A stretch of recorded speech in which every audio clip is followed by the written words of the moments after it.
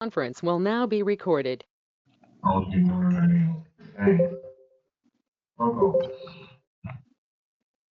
Mike Solari. Here. Jeff Hildreth. Here. Tristan Sanders. Here. Wes Bonheim. Here. Joshua Shane. Here. Please join me in the pledge of allegiance. I pledge allegiance to the flag of the United States of America and to the republic for which it stands, one nation, under God, indivisible, with liberty and justice for all. Thank you.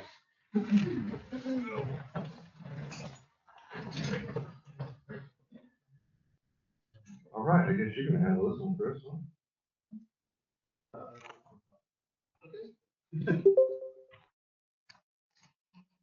Right, well, first item, this happens every December, is the election of officers for a one-year term beginning today and ending in the December board meeting. Can you take your microphone off?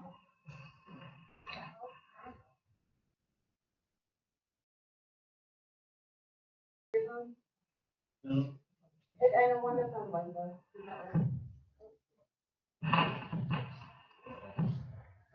Well, that'll do. Everyone needs to be on. So, officers for the Resort Improvement District Number 1 Board of Directors are elected for a one-year term, beginning with today's meeting. And right now, we have to elect the president and the vice president. It will be up to the board to nominate those two positions. Second. I would like to nominate Mike Solari. I think he's done a great job, and I'd like to see him go forward.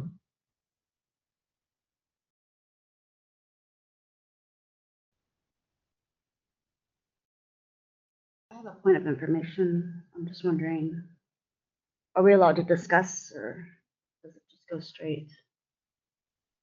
We can discuss. Yeah, it's an action item to Yeah. discuss.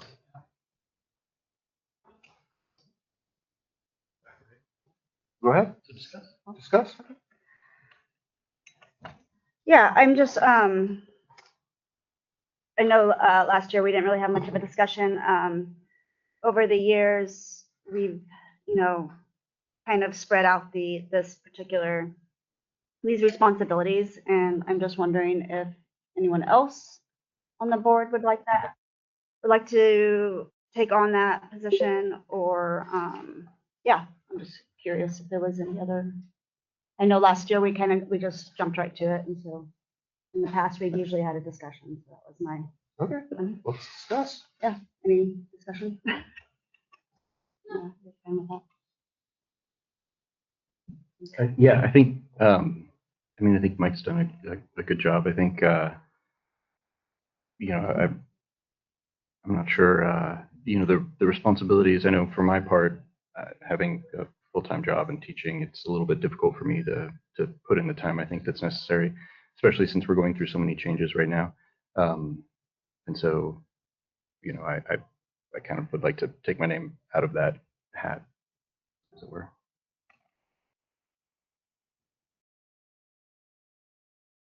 How are you feeling about it? Oh, no, I'm good with that. I've enjoyed being president this last year and vice president years prior to that. So, it's a very busy job, by the way. Very busy job. But yeah, I don't mind doing it. My last year. Running for re-election? No, sir. Okay. Thanks, Mike. Okay, I just wanted to make sure we had a little discussion prior. Thank you.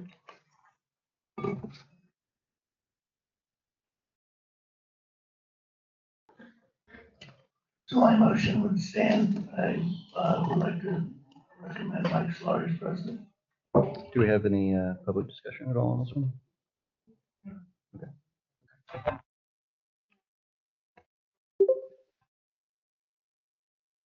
Okay, I'll second that motion. Roll call.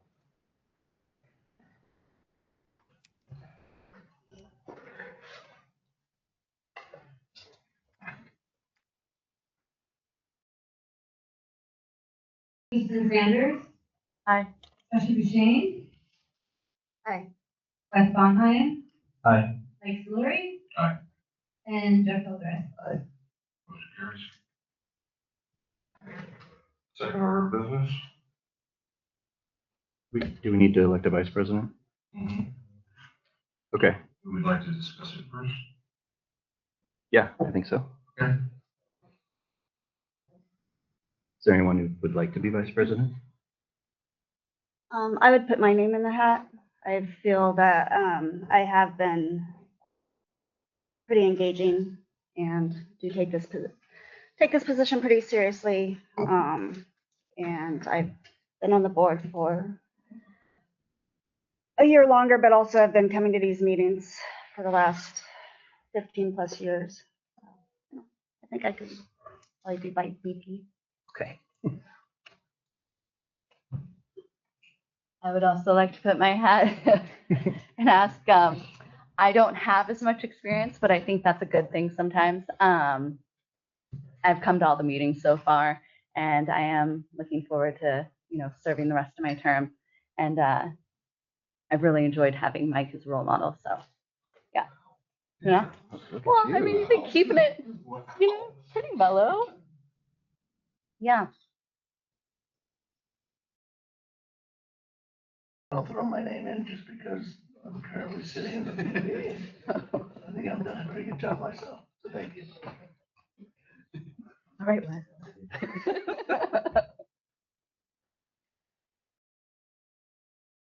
No, I should have anticipated this. Yeah. Yeah, I'm not interested in being vice president either, for the same reasons, because I don't feel like I could fulfill the duties with my other time requirements. So, Mike, what are your thoughts? I think Jeff's been there for me last year when I needed him. So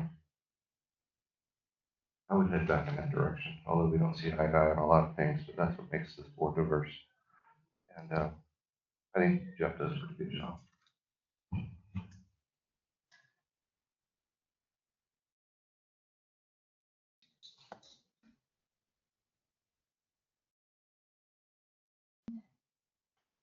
Would anyone like to make a motion? Okay. Can I make a motion? I don't think so, because you're president. Um, Okay, I'll make a motion for Jeff Hildreth for vice president.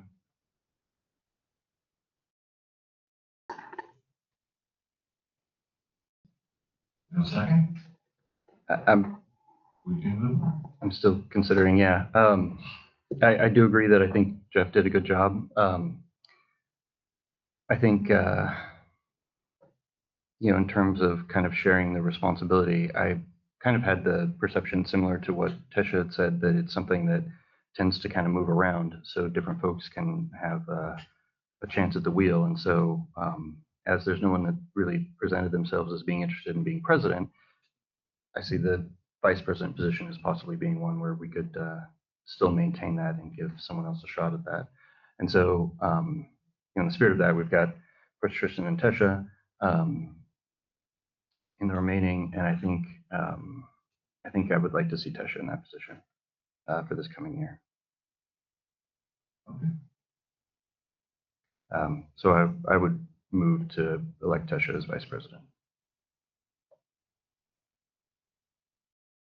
I'll second that.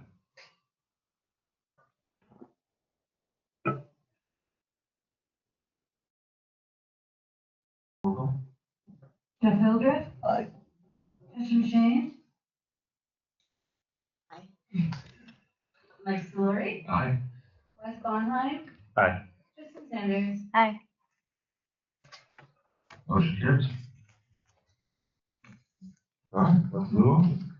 Public comment. Anyone have a public comment that is not addressed on this agenda for today? Yes, ma'am.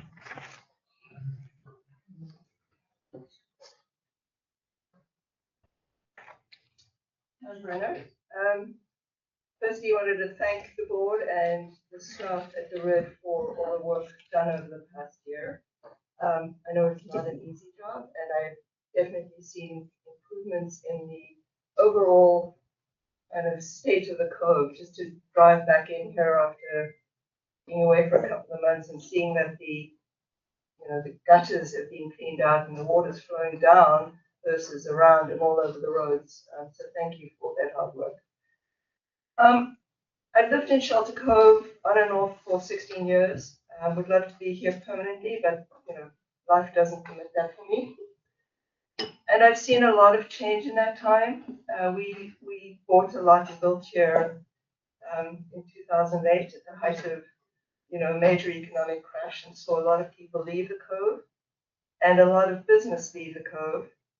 And it's just heartening to see the new business come in here, the energy that's come in here, and just the camaraderie of the people in the cove. What I would like to say without,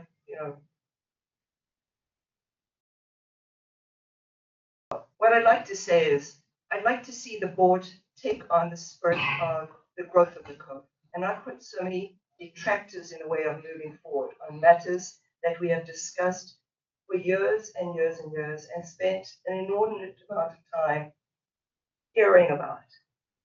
You have matters that come to you.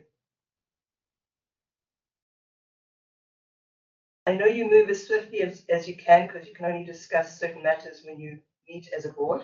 I know we'll discuss this later, but there are matters that I attend and hear probably for 6 to 8 months, sometimes 12 months at a time, that I believe can be discussed and decided on a lot sooner, that are in the benefit of this entire community. So I ask you to please move a little bit more swiftly where you can, and to please stop attacking one another in terms of conflict of interest and putting roadblocks in the way of certain items moving forward. You're here to serve the community. You're not here to serve your special interests. And I don't believe that certain things should take so long to make a decision. Thank you. Thanks, Pam.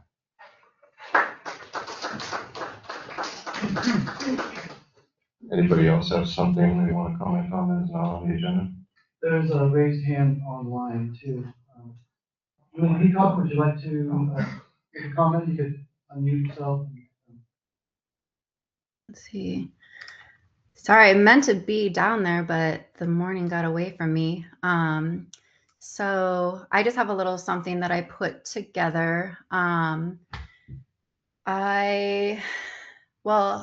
with what was just said, it would be really, really amazing if we could see the board take action on items that have been on the agenda, have been approved.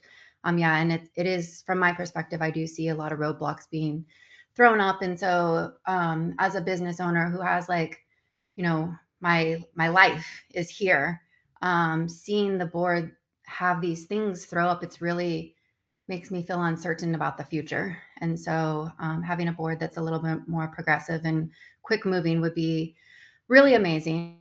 That's kind of off of the cuff, but what I wanted to say, as always, I realize that what you guys do as a board, as staff, is a lot. And so I know the decisions you're making are complex, and I appreciate the time and the care that go into managing the district. I recently submitted an email and I sent it to all of the board members and to Chris about commercial rates. And I wanted to kind of briefly explain the intent behind the letter and to clarify my position. Thanks, Wes, for responding. I just wanted to really reiterate that I was not in any way, shape, or form suggesting that residential rates should be increased to support commercial rates. I wouldn't support shifting the cost onto residents at all. I know everybody is going through a really hard time. My goal was to encourage the RID to look at commercial rates through a long-term lens. In talking with business owners, I can hear the struggle. Many of them, myself, are included. I've heard about, and I'm not sure, maybe it's, I don't know, I'm not trying to, but that there's a lot of commercial businesses that are having to be on payment plans in order to pay for their utility bills. And so I can't say if that's true or not. I'm sure Chris and Jessica would know if that's true or not. But during the summer, all of us work so hard to get a nest egg to go into the winter.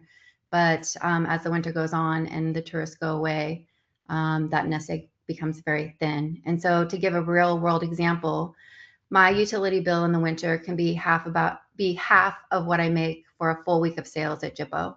My electricity costs remain relatively consistent year round, hovering between $3,000 and $4,000 a month, even though our sales dropped significantly. Our energy use, you would think, would change because of the amount of business we have. And then even if we brew beer, which it also declines during the winter months, we still stay between $3,000 to $4,000. And so I'm not sharing this to complain, but I'm just trying to provide context for why commercial rates matter so much to myself and to the business community. Making utilities more competitive doesn't just help the businesses that are already here. It also makes our community more inviting for new businesses to start and to invest. And that was one of the things that the study many years ago had said, you just don't have a pool of businesses that make it so that cost can be spread out. So if we made it more competitive, it doesn't just help businesses are here, but also makes it so the community is more inviting for new businesses to start and to invest. Over time, a stronger and growing business community expands the overall revenue base coming into the RID, strengthening the district as a whole without shifting costs onto the residents. So it's just something that I would be really grateful if it could be looked at, put onto the agenda going forward, because I don't think it's just myself that struggles with this. I don't have any money. I barely make it through the winter. And then I don't have money to, increase wages for staff, to improve infrastructure, to invest back into my business. So that's my 2 cents, and thanks for the time. Thank you, Julie. All right, anybody else? Chris, online? No? With any audience? No? Oh, Mr. Sanders, yes, sir.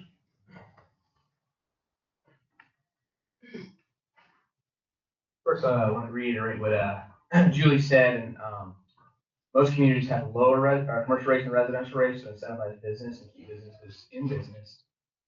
That's how most communities work, and the study that you guys were referring to, I think is a little off base. You have to incentivize business. Shelter Cove's revenue has been dropping for 30 years, and we're not making changes as incentivizing business, attracting new residents, and attracting new construction. And that kind of falls back onto what some of the other people said earlier. If board members are going against the board and going against the community when there's an overwhelming amount of signatures for a project, and then going behind the scenes and creating like conflict of interest things, accusals, and looking at rebar and saying, "Oh, I'm not sure. I'm an expert witness now on rebar," and Mike's donated multiple hours and thousands of dollars for free to help the community, and he's been treated very disrespectfully. That's 7 years to build a pickleball court is kind of over the top. It does, and Julie said it, creates a level of no confidence. So it's far beyond just pickleball court or one or two things when we're having these infighting. When people look at the community, there's a general, outside of Shelter Cove, people looking at Shelter Cove, and they see what's going on, they ask me, what is going on out there? 7 years of fighting with pickleball court for years and years, and what's the problem? That sends a message to investors, grants, people that issue the grants and people that looking to move here and start businesses, and they see that I don't know if we should give that REK grant. They can't build a pickleball in 10 years.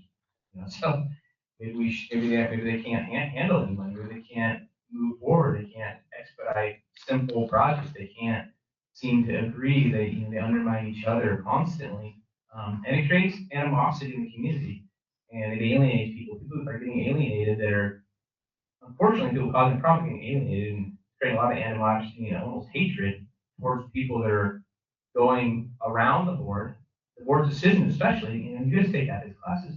You have a fiduciary duty to uphold the wishes of the community and the board, not find loopholes to stall projects and not move things forward. The entire community wants. How many people sign that pickleball? Like 200 something signatures, or I don't even think that many people vote the entirety of Shelter Cove in the election. So no project in history of Shelter Cove has ever had as much support as the pickleball court.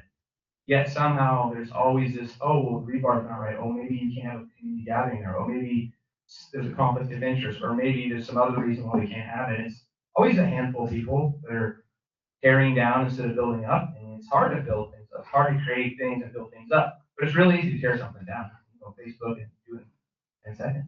Somebody can spend months creating something, and you can go on Facebook or make a comment publicly and tear things down really easily. So I would suggest as a board member, maybe reviewing your ethics training and understanding the community, understanding why the community wants something and and when the community decides and votes, let's not keep figuring out reasons of why we can't have a project. And the same people that are saying we can't have community gatherings are the same people that are enjoying horseshoe tournaments and golf tournaments at the same exact location. Hypocrisy is overwhelming. And for the board not to see it, I mean, you guys should look up the definition of dysfunctional boards and look it up, ChatGPT it, and you'll see a lot of similarities of what it says generally and what's happening at the Shelter Cove board. So we got to move forward and stop this. It's borderline insanity. Thank you. Thank you, Karen.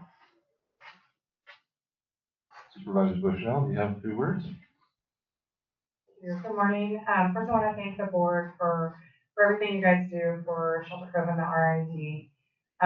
I come to these meetings as I can. The reason I'm here today is because I received a lot of emails about the issues that people feel the board are not acting in the best welfare of the community or acting in a community direction. And so I wanted to come out and be supportive to your board and to the community. I know that it's a hard position to be in when you're on a board and you're representing a community. You're not representing yourself. You are one person, and that is your vote for as one person. But oftentimes you have to really move away from your own feelings and vote accordingly to what the community wants. I do it often on the board of supervisors, and I've gone against myself many times because I'm one person and I represent a large district of people. And so I really have to weigh the thoughts of what the people want and, really leave myself out of it. Also, some of you guys are appointed by the board of supervisors right now. And so that's came up as well because you're not elected, you're appointed. And so you're representing the board of supervisors. And I got in, a lot of emails about that yesterday, and that puts me in a very weird position.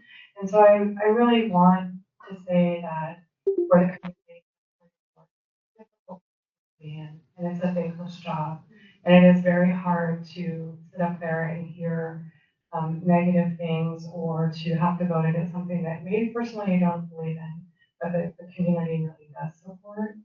And I'm always open to hear or listen if you have questions. My office can do run-at meetings for you if there's a question about that. Also, our council works and can work for the board as well, or have questions. And so I'm just here to really say hi, thank you, and to the community. And if there are questions or thoughts from your board, please reach out to me. I'm happy to help if I can. Always help staff issues that come forward. And happy holidays. Thank you so much. Anybody else? No. Moving on. Consent calendar. We're looking to approve the minutes. November 20th, regular board meeting, and approve the bills. Is there any items in either of those that you want to hold for later discussion?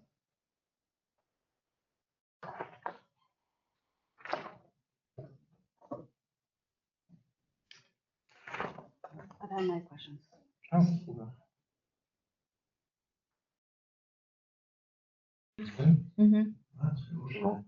make a motion to approve the minutes of the November 20th, 2025 board meeting.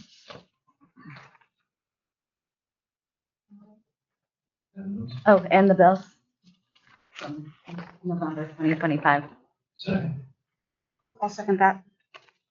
Roll call.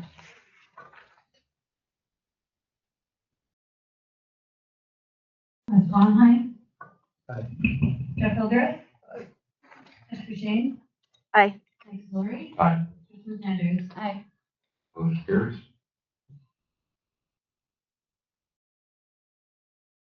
Go to public comment for that? Oh. Go to public comment for that, yeah. Yeah, you can have. Oh, there any public comment on the consent calendar? Sorry, I missed it. No? Yeah. There is a hand raised online. Bruce Christie, do you have a comment? About the consent calendar.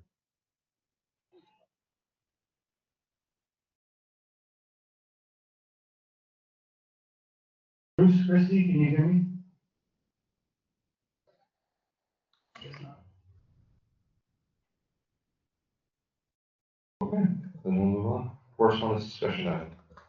Chris, take it away. Yeah, the first item is Humboldt County correspondence, and I know we have Lieutenant Josh McCall online to provide a report from the Humboldt County Sheriff's Office. Lieutenant McCall, are you ready? Good morning. Mhm. You guys hear me okay? Yes, you. So yeah, I was looking at the stats for the November 15th through December 15th period. Calls for service were down from the previous 2 or 3 months that I looked at prior to that. Again, a slight downtick there. And the calls for service, we had 56 for the month of that November 15th to December 15th period for that greater Shelter Cove area. Majority of those being animal issues and transfer calls to other agencies. So things like transfers to fire, medical, or CHP. A handful of welfare checks, we had 5 of those. A few 911 hangups. A few dispatch reports in where something that's logged with dispatch but doesn't require a deputy response or isn't necessarily a criminal issue. We had 3 general disturbances, 3 incomplete calls, which would go with like a 911 hangup. That's where a call came through, but it wasn't completed, so there was no way to really follow up on it. And then a few public assist calls, 3 restraining order violations, a couple of 911 misdials, a couple of patrol checks, a couple of unwanted subjects, and then 1 each of a bunch of random things. Unwanted subject, we had a vicious animal, a civil problem, a civil service, garbage dumping detail, a neighbor problem. So nothing that stands out. I don't see any significant thefts or anything that are reported on here for that time period. And again, nothing that no particular trend of a particular type of call or rash of occurrence that's popping up on here with that.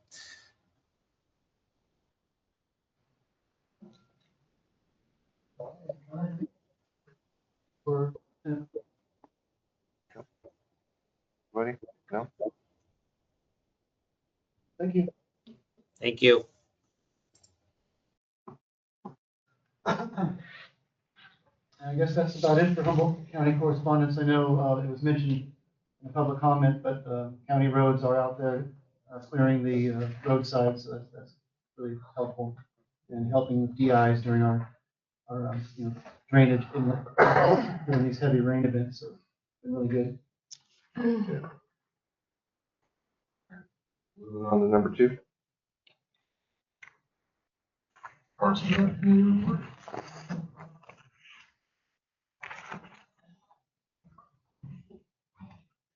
Good morning. Okay, so I have a few updates for you guys from our last meeting, and then I have some recommendations as well. So our first update is on the grants and fundraising committee. That's what it's now called. It was formerly the fundraising committee, and we have restructured it as the grants and fundraising subcommittee. Its primary objective is to review projects identified by other subcommittees, research available grant opportunities, and present recommendations to the board. Upon approval, the administrative department will conduct further grant research and assist with application processes. On top of that, we have a request to establish a budget subcommittee. We're requesting the board to approve to form a budget subcommittee. This subcommittee will be responsible for reviewing the current budget and expenditures and providing informed recommendations to both the committee and the board. Now, we do have a very long recommendation, and it is in 2 parts. So part 1. Mold abatement in the community center. The committee strongly recommends revisiting the mold abatement project at the community center. We believe this constitutes a public health concern that requires timely attention. Additionally, there is a growing community narrative that this issue is not being adequately addressed. Taking action on this matter will help restore and strengthen community trust in RE. We further recommend reallocating the remaining funds from the architectural drawing by budget, I think it's around $5,000, to support mold abatement efforts. The second part to this is addressing the source of the mold issue. To resolve the underlying cause of the mold, we recommend the board approve obtaining estimates from qualified general contractors. These estimates should outline the scope and cost of addressing the water tightness concerns and implementing a long-term solution to prevent future mold issues. On top of this, I have a slight update on our event on Saturday, the sink overflow. So we might want to get someone down there. The floors are really nice though, because there's lots of snow, but I want to let you guys know. Thank you. Thank you. I had a question, if you don't mind. Yeah. So when you talk about reallocating the remaining funds from the architectural drawings budget, what is that?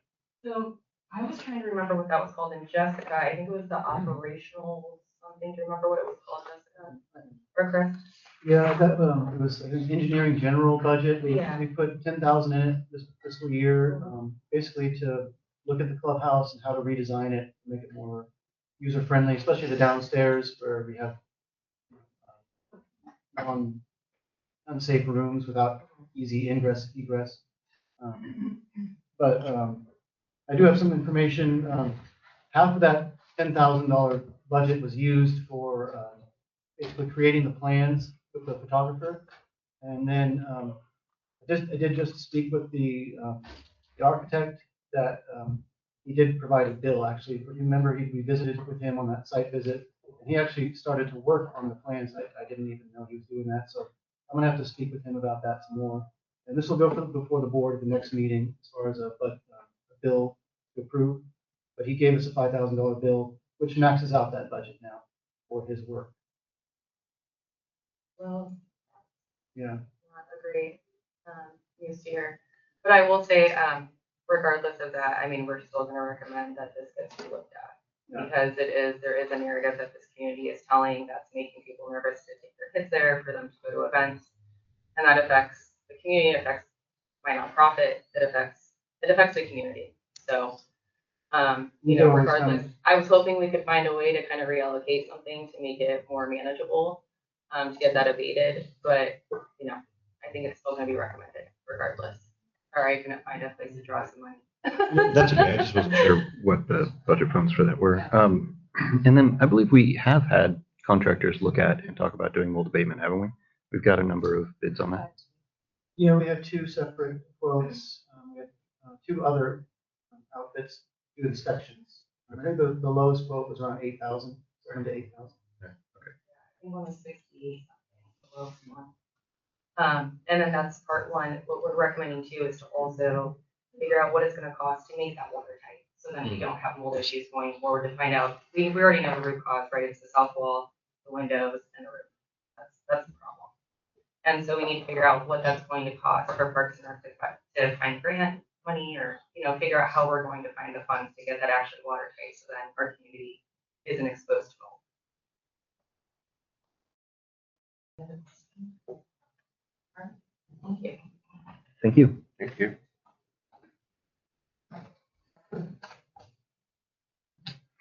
Little public comment.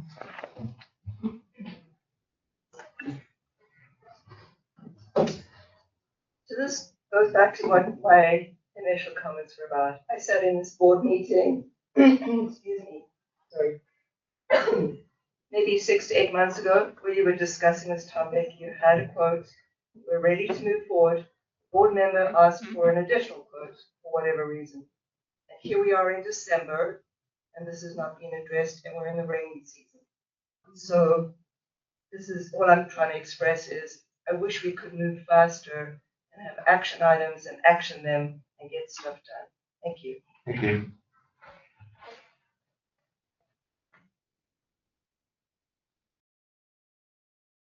Any other questions, comments? No? Moving on.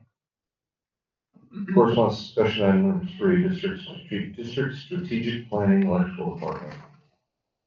Yeah, so this is the second viewing of this strategic plan. Just a reminder, these individual plans for each department define the roles and responsibilities, including their ultimate goals for the future. When combined, These individual draft plans will form a blueprint for the entire district. So the focus of this item is the electric department. This is the second viewing of it. Revisions since first viewing are displayed as enabled track changes, and the time frame for each task has also been added. I think Jeff recommended that last meeting. Recommendation is to continue work with staff to develop the strategic plan, and I'll keep this as a discussion item going forward, and we might be at a point where we can sort of start reviewing all of them comprehensively. Any questions on the plan? Oh, I did want to make one point. I think there was a typo on the page, the last page of it, where it was maintain competitive rates for customers. Should be commercial and residential. So conduct a rate study to determine if electric rates meet the needs of the RID, including reassessing both the commercial and residential electric rate structure. So the word residential was left out. And also above that, under improved system technology, install solar panels plus possible battery backup system at the generator plant as a microgrid to reduce RID electricity consumption. I'd like to also add at all RID facilities, including this one, clubhouse, water wastewater plants, not just generator plant. I guess it says that because this is the electric department plan, but we can make that more general. Sounds expensive. It's a long-term goal. Or you can add that. You can add that to the individual strategic plan for those departments. Yes. I like what I'm seeing. Looks good moving forward. We'll just keep fine tuning it as we go. Discussion? Yeah, I already met with Chris and discussed any concerns. And then also has the strategic plan liaison point of interest. I also met with both Wes and I were on that little liaison interest was the strategic plan. So we did get together and discuss on how to move forward with finalizing our strategic plan, the district as a whole. And with the trainings that we've done and especially with the CSDA Leadership Academy that we both attended, we were able to make connections with some third-party facilitators. And we're recommending and hopefully wanting to bring before the board for the January meeting that we look at bringing in a third-party facilitator to help us wrap up and finish the strategic plan so we can get it done properly and in a timely fashion.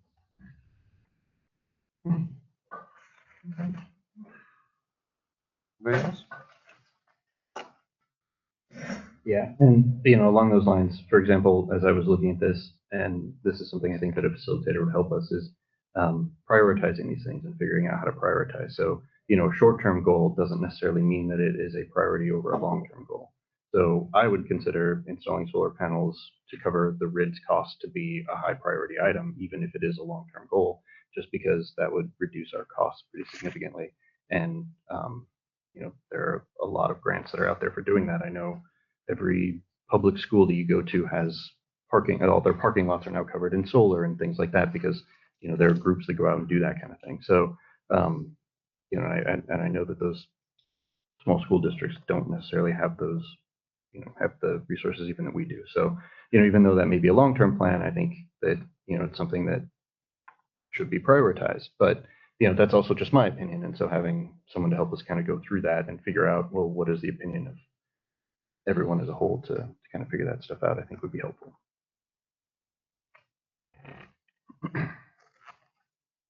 Yeah, I agree with Wes. I think that solar panels should be moved up. I don't know what the long term, what does that mean? Like 5 years or 10 years or what short term is but I mean, I think that should be a priority. And I think it is, something that we could do. Yeah, have solar panels over the community center. I also think that having EV chargers is like super important. As someone who drives an electric car, I don't really go anywhere unless I know that I'm going to be able to charge. especially somewhere rural. So I would think that would also be great for the RID. You know, it's a new source of income.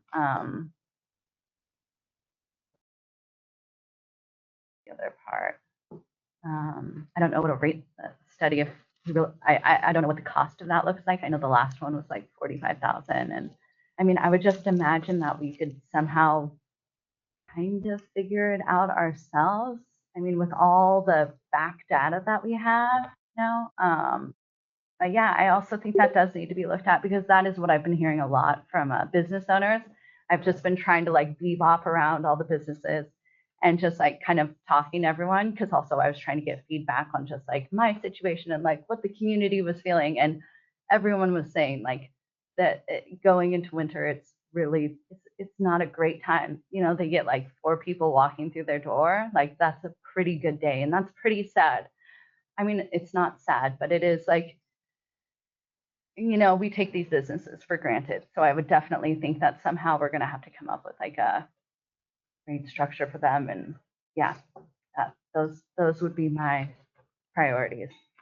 Also, you know, just another thing I've been hearing too is just like maybe like I don't see it on here and I don't know how you would like even word it, but just like, you know, camaraderie amongst like the RID staff, you know, we really appreciate what you guys do. And so that was one thing I did.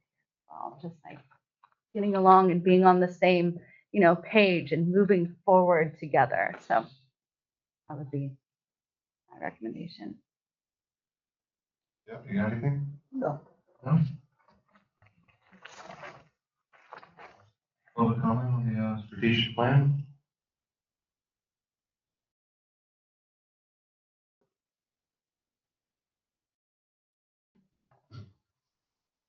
So basically, on your electrical, with your solar and your battery plant, I worked for a company that built solar farms all across the whole United States, up to 500 megawatt farms, utility grid. We built the first Tesla backup battery system for Tesla down in Southern California as a test. A couple times the solar has come up, and I looked at the pricing that you were given by the university, local university. About 6 years ago, the company I worked for, I talked to them about helping out with the community, and I gave you guys a really good price on your solar project, one that was probably 6 times less than the university predicted. We're a big company. We buy things very inexpensively. We don't buy wire. We buy copper, in other words. And we have the wire made. So the last time this came up, wasn't too long ago, you were applying for a grant, another grant. I had recently retired, but I had this company, this guy that worked for me that moved on to a larger company that actually manufactures solar panels. I had them put together a package for you with your battery backup, more solar than you asked for.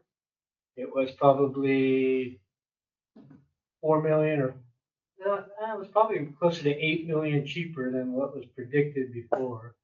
And then you guys didn't get the grant. So the reason I'm bringing this up is because, you know, there's a lot of us community members that go to a lot of effort when these things come up. Some of us specialize in these areas. We come from companies that did this stuff. I've been in construction for over 50 years, electrical construction. And it kind of relates to what we're going through right now with the sports court, all the community effort, everything that goes on with that. After a while, we're going to just not want to help anymore because it's not worth it to us to invest the time, the effort, calling people, getting them involved, wasting their time, wasting their effort. So I really think we need to stay focused on what the community wants and embrace help from the community, not turn it away or argue with people or wonder what their motives are. Or we're just trying to help. So anyway, I just wanted to throw that out there. So next time this comes up and you go ready for a grant, get a hold of me. I'll bring another company up here. and try to get you a good price. Try to give you as much as we can and even more for the money. So I just wanted to say that. That's it. Thank you, Kurt. Thank you. Supervisor Bushnell. Hi, it's so awesome to see a strategic plan come from your board. Often I go to boards and commissions and they don't have that, and that's your long-term focus for your community, and so it's great. And I just wanted to reference to an item that was just passed at the Board of Supervisors this last Tuesday, which is the Climate Action Plan. It's mandated by the state. However, there are a lot of things in there that really could drive your board's decisions on, for instance, solar and electric chargers. One of the main issues that was talked about is vehicle miles traveled, and those are gas vehicle miles traveled because of greenhouse gas emissions. And so that document, I'm sure Chris is going to get a copy of it. It is for the entire county. And so it's 7 years in the making, and it's a huge document, but it really is a focus around driving. Humboldt County has a lot to do with building, finding and building, and getting your permits and all of that, which are, the code is very subject to that. And so it's great to see that you guys have a focus on long term, and I would encourage you to look at that document if you could. Thank you. Anybody else? Yes, ma'am. Just real quick, Chris, could you make sure that you circulate that document to the board members when you receive it? Yep. Thank you. This is about the strategic plan. Yeah, and this is just about relating to the solar comment. Okay. I think solar is a great option, but I'd also like to see us looking at other alternate energy resources too. We have wind, we have water, we can do micro hydro, biomass heating, taking forest space and turning it into energy. There are a lot of different things that we can look at that even like UC Berkeley is looking into in Cal Poly. Then we would reach out to them and see whether alternate resources and kind of be a guinea pig here for some of these other alternate energy resources. There's not just solar, especially in California. So I think it'd be interesting in our strategic plan to kind of look at some of those alternate energies. We have been. Yeah. Thank you. Yeah, in reference to the wind energy, we've had a couple studies for wind, and so far those studies have come back saying it wouldn't really be, we don't have the continued wind source, that we just have with like some gusts, and it wouldn't necessarily equal out to the investment required so far as what those studies had portrayed. Yeah. The biomass and But the biomass is really something, interesting. yeah, The forest waste to energy is really something like that. And wave energy. Yeah, exactly. I was gonna say, I think Travis even has some stuff he's been working on that. And then in terms of the solar, one of the reasons why that's attractive to me is that it actually solves some of our other problems too, in terms of providing cover for our wastewater treatment plant facilities and cover in our water treatment plant facilities. And so to the extent that it's feasible in those locations, I think it could be really useful and serve kind of a double purpose. And this could be an addition. Right. Good morning. Actually, just wanted to speak on that. Just want to remind the board that past board did have, I believe it's CCAT, the Arcata Center for Alternative Technology. They came out and did do a study. We did look at biomass. We looked at wind energy. Biomass at that point, that was right after Blue Lake had just put in their biomass facility, and they discussed all the problems and issues they were having actually getting that up to scale. Not having enough biomass product was one of them.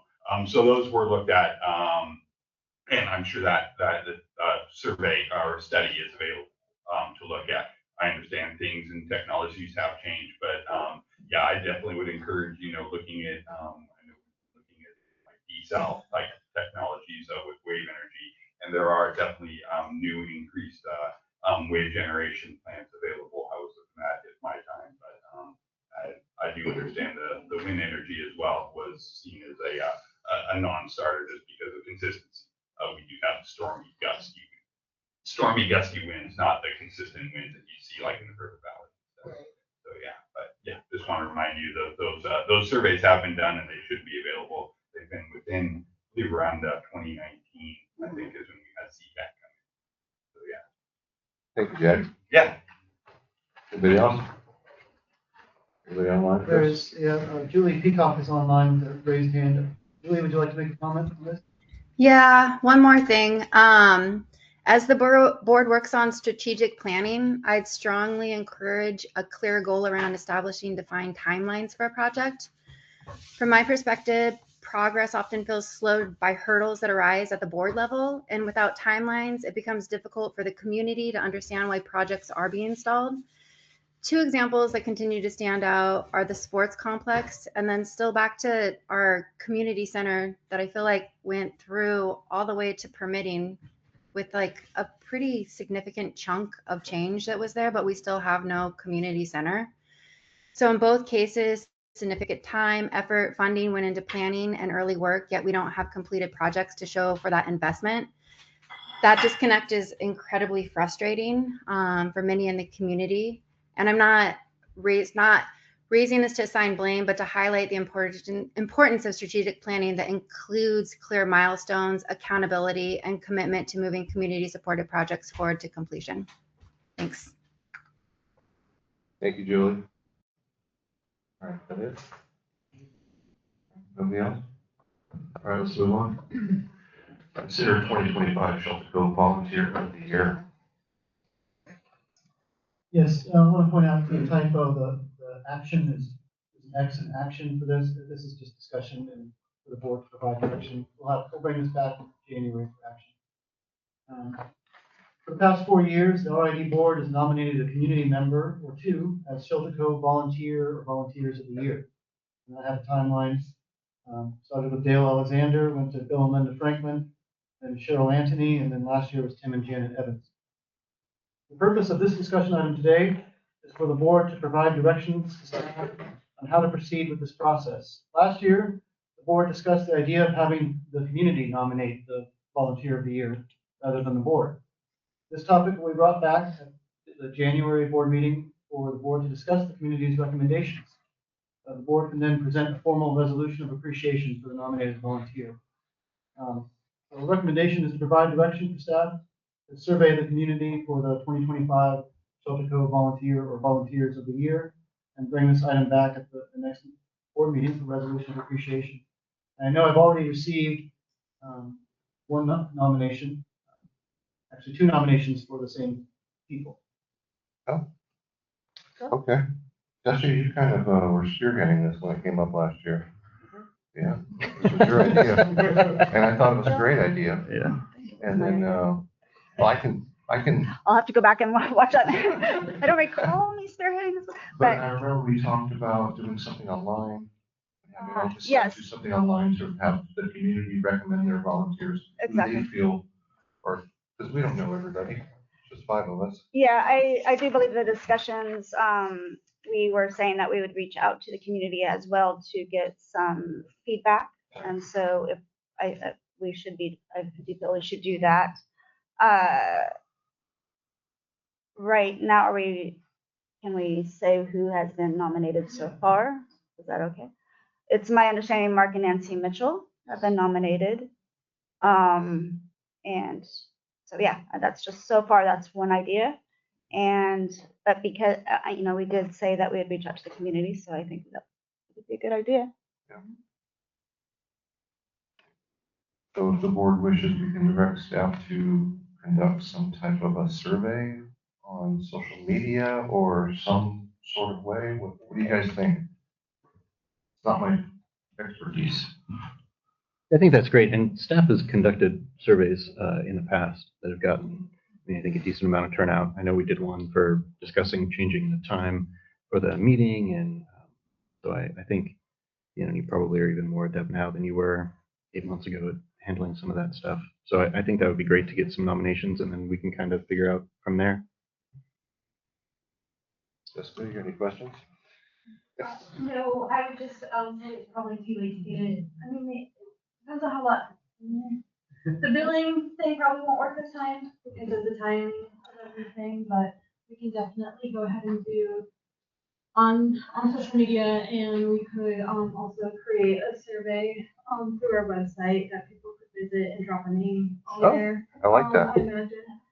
You're also welcome to call in with any email, any suggestions, and go ahead and I would love to have all you guys spread the word and feel free to nominate anybody you wish to.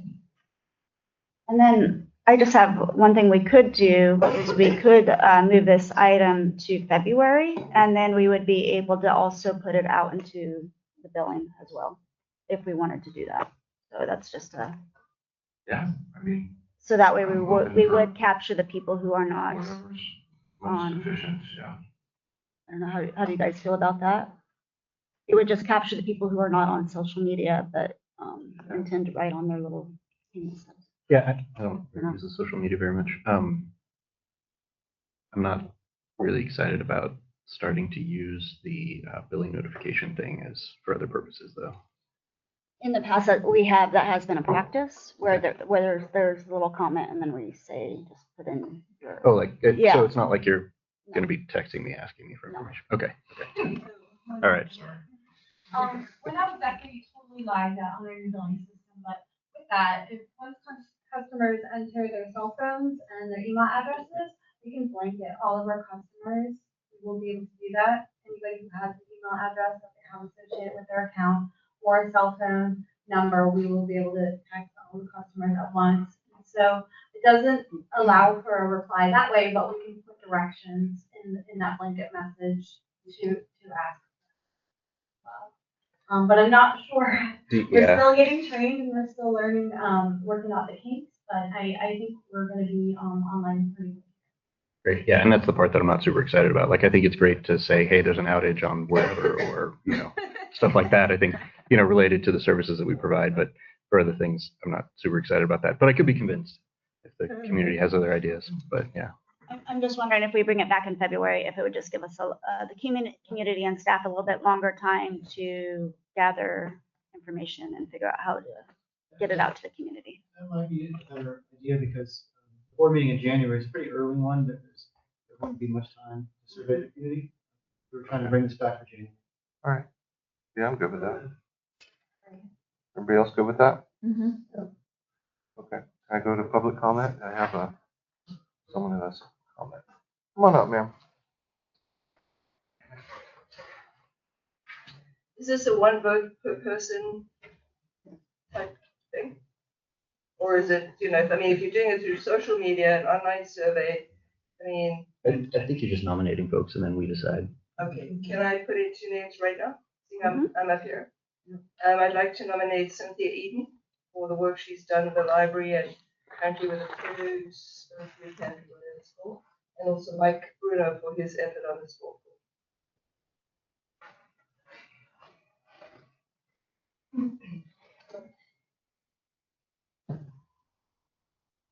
Thank you. Sorry, anybody else want to comment? Anybody online, Chris? So to be clear, is the direction of bringing this back in February? February. Okay. Everyone's good with that, right? Good with that? February for a vote on the nominations. Okay. Yeah. Go compile a list and we'll hash it out. Okay. Let's move on to discussion item number 5, review of sports court project history. Chris, take it away. Okay, so I'll provide a PowerPoint. I know it's included in the board packet. Well, hold on just a second. Do you plan on recusing yourself from the vote? No, I'm still waiting to hear back from the FTC right now. Okay. Yeah. So review of sports courts. Project history. No, I'm the one that brought up there could be a possible conflict of interest. I'm not saying that there is, but I'm saying there could be. That being said, I have no problem with Kristen Sanders not being taken out of this. I think that she has come across all the time as very poignant.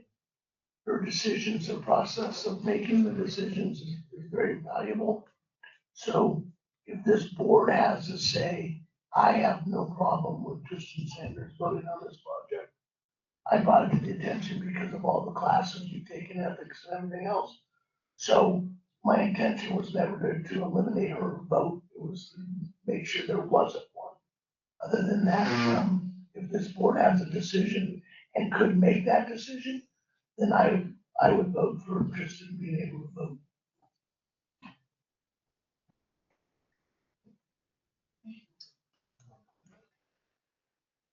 Okay, I will go ahead and start the presentation. I'm going to share my screen.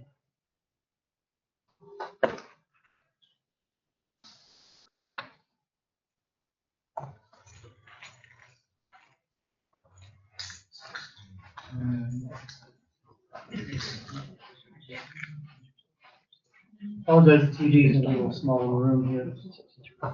Screen.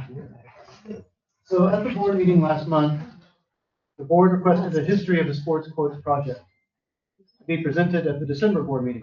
Attached is a slideshow detailing the key moments dating back to 2019 through the present.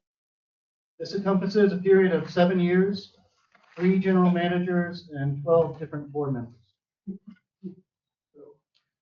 So the earliest, we'll caveat, apologize if there are discrepancies. It was kind of difficult to find all the history. I had to look through my emails, large file, and also computer files, and a lot of it was sparse, the history. So, for instance, on this first slide, I don't know what the board discussed on 9/17/2020. There was no record in the minutes. It was a discussion item, so I don't know exactly what happened. But going back to April 2019, this was the first mention I found of the sports court. The GM signed the per capita allocation questionnaire, defining the population of the district for purposes of calculating grant funding. And then in June 2020, the district received notice of available grant funds in the amount of $177,952. August that year, the board went ahead and passed Resolution 2010, approving application for the per capita grant funds, and adopted that resolution. And then here's where I don't know exactly what the board discussed the following month, but it was on topic of discussion. And then 2021, in March, the board discussed 4 options for sports courts, combining pickleball, basketball, and tennis, with estimates ranging over $300,000 to $400,000. And June that year, the GM began working, and staff began working with community members and scarf artist, I don't know how to pronounce his last name, Brian Saja, I'm not sure how to pronounce that, to design the sports court. I think the GM also worked with Michael Davidson at the time to help on this design. And later that month, the board approved support for the sports courts to be funded by the per capita grant. July 2021, the board discussed 2 options for sports courts designs, broken into 3 phases each, and then each cost estimate ranging from $167,000 plus to $290,000 plus per phase. And these estimates were mostly internal, from internal staff coming up with these estimates. August 2021, the board discussed proceeding with a half basketball court, 2 pickleball courts design, which was phase 1 of that design, but took no action. And then later, in the September 2021 meeting, the board voted to proceed with the design for 1 full-size basketball court and 2 to 3 pickleball courts, phase 1 and 2 of option 2. And then in December 2021, the GM applied for the grant with a match of $62,048 for a total of $240,000 for that design. And then you can see this is what the full design would have looked like with the full court, the 4 pickleball courts in the full basketball court, and then the adjoining tennis court. That was the original thought. And these are the 3 phases of that design. And the board at that time went with phase 1 and 2, which was a full basketball court and the inlaid pickleball court. So in February 2022, the GM signed the per capita grant contract for $177,952 with a project completion date of June 30th, 2024. In May, the board approved an unbudgeted expense to accept the sports courts design proposal and authorize the GM to enter into a service agreement with SHN with a contract totaling $61,800 for the designs of the court. And then in May, or the next day, the deed restriction with the county was logged for the sports courts on lot NMM. And then in September, the board approved funding for the full court construction with a district budget of $110,000 plus the grant funding of $177,952 for totaling $287,952. And then 2023, things kind of transition. In April, the district received an extension for the grant project completion date to the end of 2027. And then in May, the GM signed an addendum with SHN for county permitting and construction support. And then for 4 consecutive board meetings, June, July, August, and September, the board discussed approving a contract with SHN for grant project management, totaling $118,000 or so. It took no action. And then I come in, and then in December 2023, GM signed another addendum with SHN for a biological and wetland report, canceling construction support. And so in January, first half of 2024, GM signed an amendment to the contract, another amendment, extending the project performance period to June 30th, 2028. And then in February, the board discussed the project, including the deadline extension and scheduled SHN reports. In March, the GM and admin staff began meeting with a group of volunteers to assist with the project. In May, the GM notified SHN to discontinue studies and reports due to the discovery of an airport zoning conflict, and also due to volunteers being able to do some of their work. In June 2024, the board discussed the project, including concerns on airport zoning, and received news of an informal committee of volunteers assisting with the project. Second half of 2024, the board discussed progress of the volunteer committee and approved pre-application to the county of both the SHN plans and alternate plans from the committee. And then next day, I submitted a planning application form to the county for the sports courts project, but I did not include the SHN plans due to the airport zoning conflict. And then in November 2024, the board discussed the project progress, including the concept of relocating the sports courts. In December, coastal development permit is approved for construction of the sports courts. This completed the county planning application process. And then on the same day, the GM and the board received a letter and a petition. I counted 164 signatures. I can't be, I'm not sure, there could be more in the support of the project. And then the same month, the board discussed the project and received a report from consultant engineer Mike Bruno. The board also viewed the planning document, including learning of occupancy restrictions. And then in January of this year, board vice president Jeff Hildreth sent a position statement to the GM and the board requesting the tabling of the project for further review due to occupancy restrictions and a potential conflict of interest with another board member. And then in the same month, the Shelter Cove Property Owners Association sent the board a letter of support. And then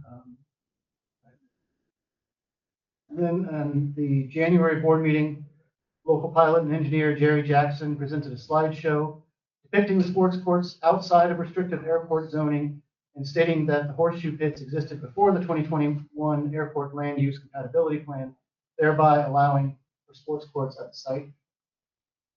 The board then rejected submitting the alternate plans to the county building department, but then voted for staff to work with the public, including the committee, to submit a set of plans to the building department for review by the end of the month.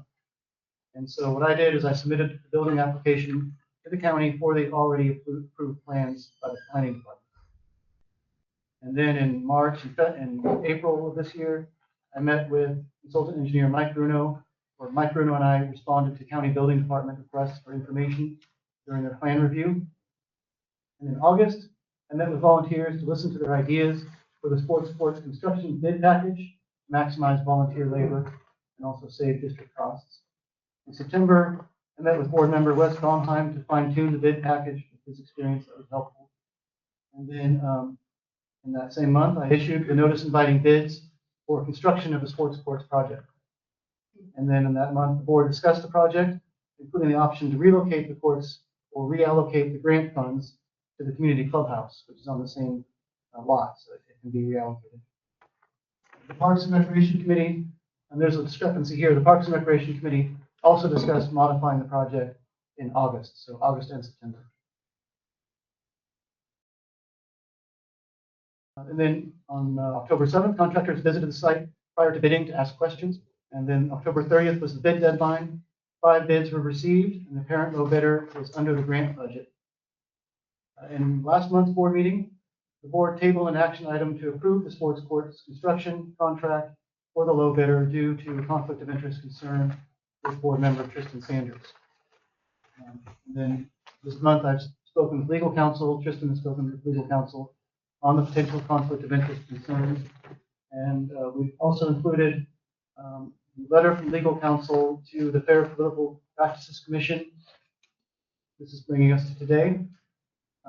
Legal counsel is requesting an informal decision on the conflict of interest concern. Legal counsel's guidance is that board member Tristan Sanders can discuss the topic, but should recuse herself, and maybe I should say abstain herself from voting on it, lest she risk enforcement action, including a potential $5,000 fine from the FPPC if they determine that there is a conflict of interest. And so the action item to approve the contract for the construction has been postponed, and I can bring that back next month. It's ready to go. Board. Absolutely. All right, anybody got any questions, Chris? I mean, if I just saw this from the outside, I'm just, this looks like a really good project with like lots of input and like, I mean, you know, not looking at like the minor details, but it really looks like a project where you like reached out and got help and input from the community. And just the fact that, you know, people are going to help build this to make sure that it stays under budget. I mean, I think it's a pretty cool accomplishment, and it would be really nice if, yeah, it could be finished. But yeah, good job, Chris. Yeah. And thank you, everyone. Yeah, you guys have been really nice showing up to these board meetings. And Mike, yeah. Yeah. Yeah. All right, any other board members? Questions, comments? I want to point out a couple of things. I know a couple of points in the timeline, I know that I feel a little uncomfortable with. Like, for instance, I did not submit the SHN plans to the planning department for approval. I suppose we could always do that. It would backtrack the project. These plans are approved, and they're very similar to the SHN plans. I don't really see the point. I want to throw that out. I trust your judgment, Chris. Yeah, you make the call. Session? Yeah, I just wanted to bring some clarifications about this project. And it's not that I'm anti-sports court project. It's at the very beginning of this project, the community, staff, we've been waiting and wanting to know how much this project was going to be costing the district. We were told at the time that we wouldn't be able to use this grant money for the community center. That was stated publicly. And so obviously a lot of work and time has gone into this. My concerns are more of our restrictions in that area, that with the permits that were submitted back in December and came back to us, that the FAA did label that a restrictive zone as far as how many people we could have playing there. How this project was sold to the community was that this was going to be we'd be able to do large venues there, we'd be able to have tournament plays and things like that. With what was submitted, it was stated that we wouldn't be able to have that. Now, where I get uncomfortable is that we have people in the community who continuously tell us to ignore the rules. And so I just would like to see, and I've discussed this with you, Chris, is seeing like what could we do, like when we have, if there are going to be more people playing than what is legally allowed, you know, what would that look like with getting a variance? What would that look like with shutting down the airport and things like that? And these are legitimate, in my opinion, these are legitimate concerns.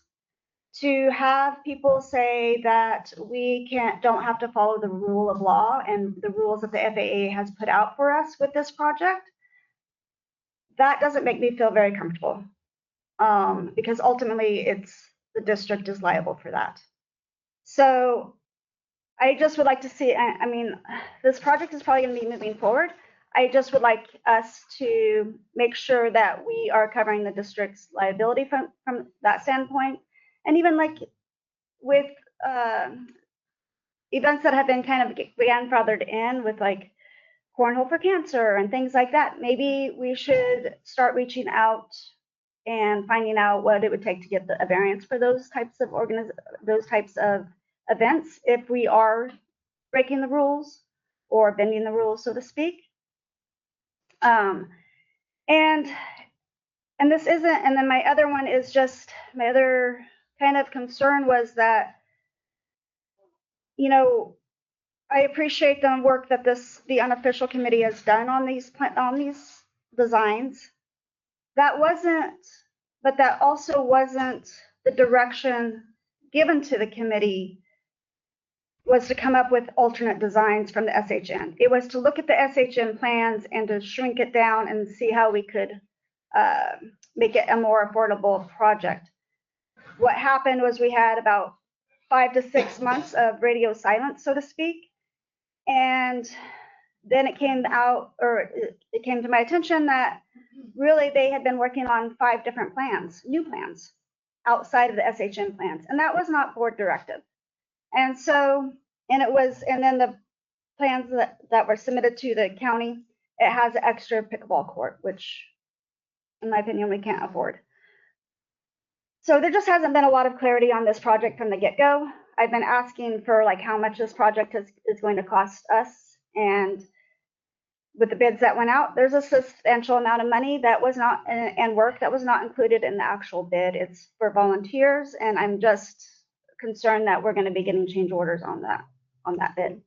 That's going to be increasing the cost. So, but with that said, you know, it is well supported. I have, as far as the petition goes, I've had lots of people who've signed that petition come to me and just say we didn't really understand the details of it, and they would not have signed it had they had known all the details. So, and with that said, and I know that sounds funny to some, but I do take it, you know, we do have other locations that we could have used, and I wish we would have taken that seriously.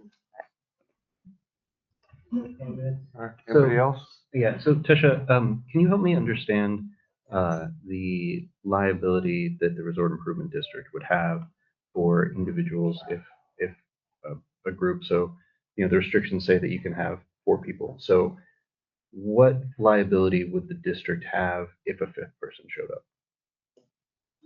I think the liability would be more if anybody got injured and they were playing in a manner, or we were having too many people there that wasn't approved. I mean, for what this project was approved, that's what the FAA approved. So that's where the liability would come in, is what I would assume. Okay. Because we would get the liability if someone got injured on there regardless. Correct. So it could be anywhere and we would still have that same liability. So I guess, like, where is, because you said that you're very concerned about the liability on the district if someone breaks the FAA guidelines. And I'm just trying to understand where that liability is. Well, we're okaying a project to move forward and to be used in a manner that it's specifically prohibited. So I would think, you know, if somebody decided to take issue with that and maybe take the district to court, I don't know if they saw that type of play happening, that might affect us. I don't, you know, but I don't know for sure. I have asked for legal counsel, but that doesn't seem to be happening. So. Okay, so your concern then is that because we've approved a project or a space, that we could have folks that are breaking the FAA rules, and because those individuals are breaking the FAA rules, you think that the RID would be the one that would be held liable for it? I believe so, knowing because we know that it's going to be used in such a manner, and we've approved that project. But do we know that? Yes, we've been told to ignore those, that nobody's going to be checking, and the public has said nobody's going to be checking. Well, we've also been told by the public that they will be checking, and they specifically asked us for a hotline. So there's that too. Also, in that permitting, that first initial, what was submitted to the county, I know we had one member of the public state that they were doing some kind of online signups, and so they thought that would get us get around us from the league play clause in the initial permitting application. However, it's in the FAA permit. what they approved was specifically, they said it included that online, I don't know, organizations, like they considered that has league play or organized play. I'm not familiar with that. My understanding of the online thing is basically it's just a place for people who are interested in playing pickleball to say, hey, I'm playing. Does anybody want to show up? Which would basically be, somebody similar to someone posting on Facebook or sending to a group text thread or something like that saying, hey, I'm going to go play.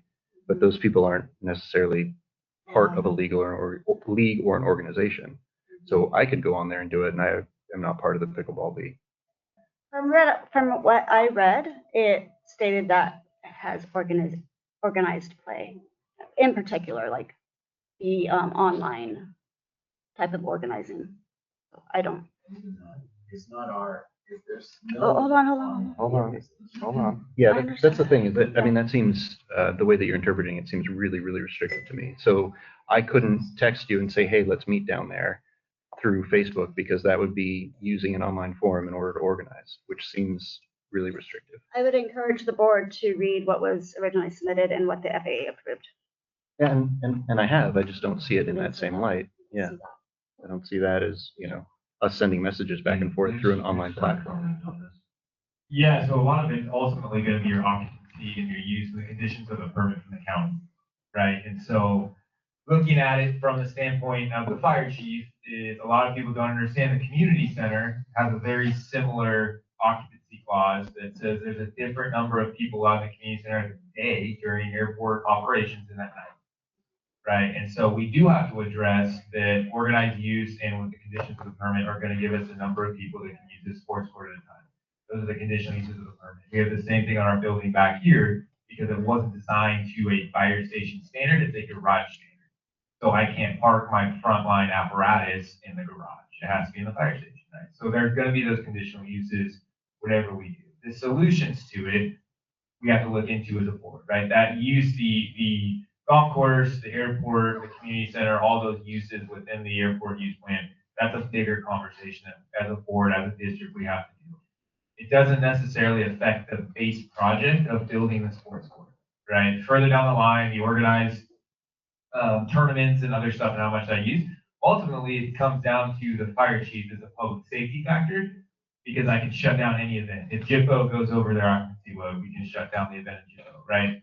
As far as liability fines, I do believe what Wes was saying, we're always going to be liable for certain injuries at the airport. If a plane crashes, God forbid, into the sports court when there's an event, there's going to be an investigation on why was that many people at the court at that time, right? But it's also going to come into why did that plane crash? Who was flying the plane? Is the trees that we have to trim here in the next couple months, what's the factor? There's always going to be other factors in that, right? If the county is telling us, here's the conditional uses of this permit, but we're going to approve it, we have to follow those conditional uses as we're building this project out, right? As far as if I see too many people, if I see that the airport's totally filled up, that's a conversation I'm going to have with the airport manager, and we're going to try and deflect some of those issues as we go forward. It is definitely within your guys' I would say, rights to talk about. I think you guys should be talking about those issues, but we have to come up with a solution to them. I've been hearing the same issues for 6 months, specifically on certain things that we've discussed that didn't come to the board and haven't come up with solutions. But ultimately, it is going to be my say on whether or not it's a safety issue. Now, the county can come by with, county staff and say, hey, we noticed that you guys are utilizing this outside of the permit that we issued you guys. And that would be up to the county staff to say what the fines would be or whether they would give you guys a warning. But it doesn't take away the validity of the entire project, right? It doesn't shut the project down. And that is something I do believe that we can come up with as a district to be able to utilize our areas. That area down there is our flat area that we want to use for more recreation.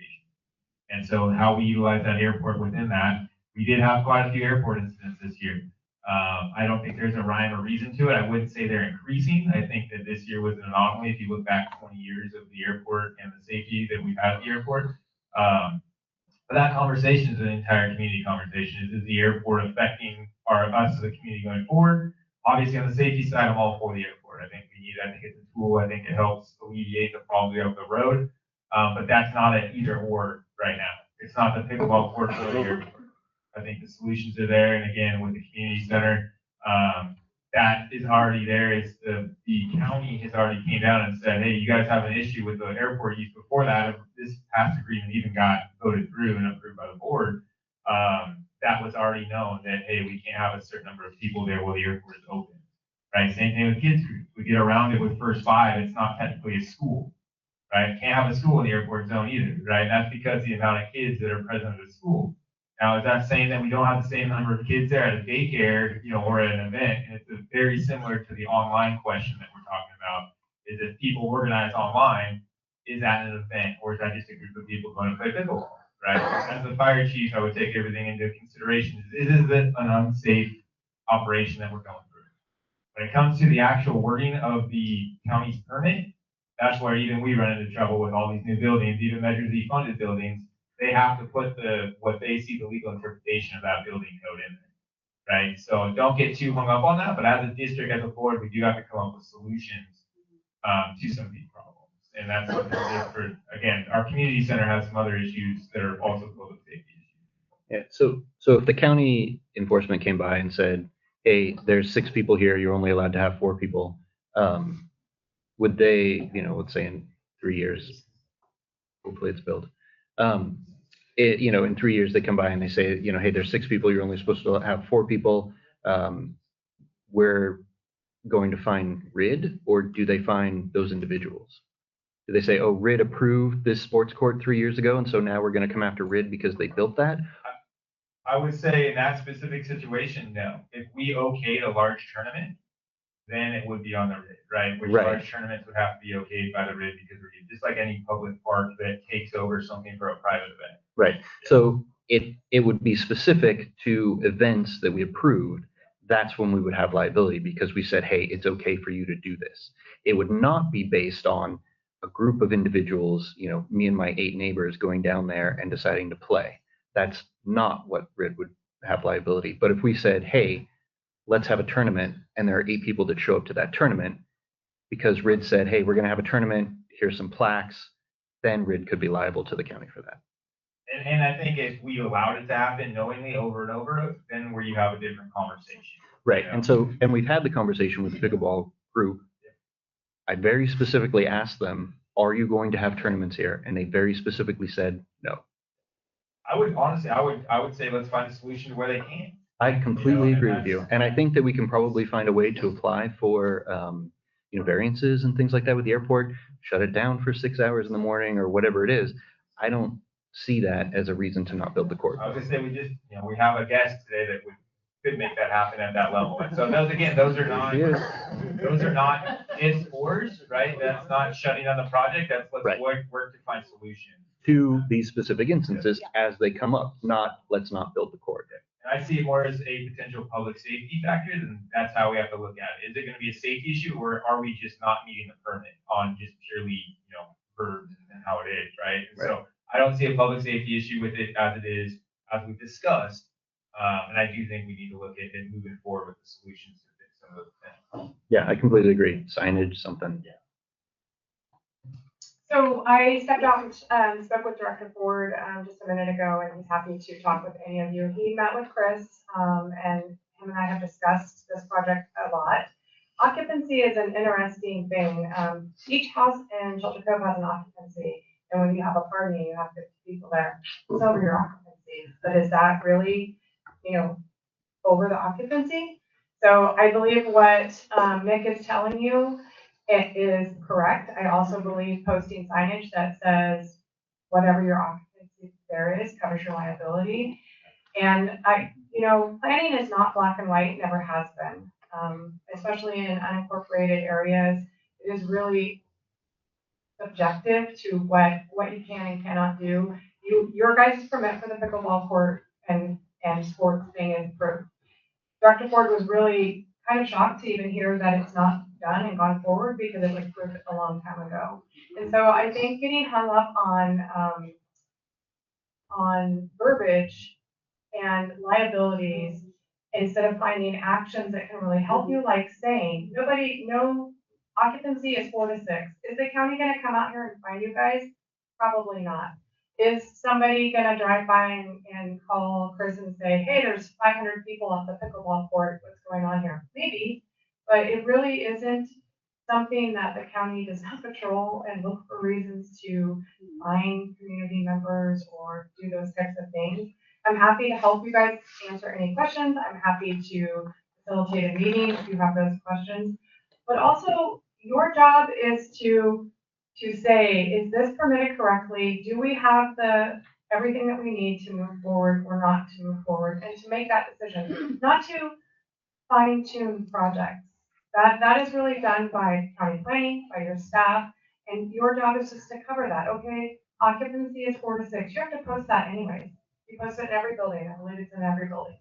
And so just covering the basis of those is really what you should concentrate on, not micromanaging and saying, how do we control that? That's really left for a different voice and a different person, not a board as a whole. And I'm happy to answer any questions if I can. And as you guys probably know, this is why I'm here.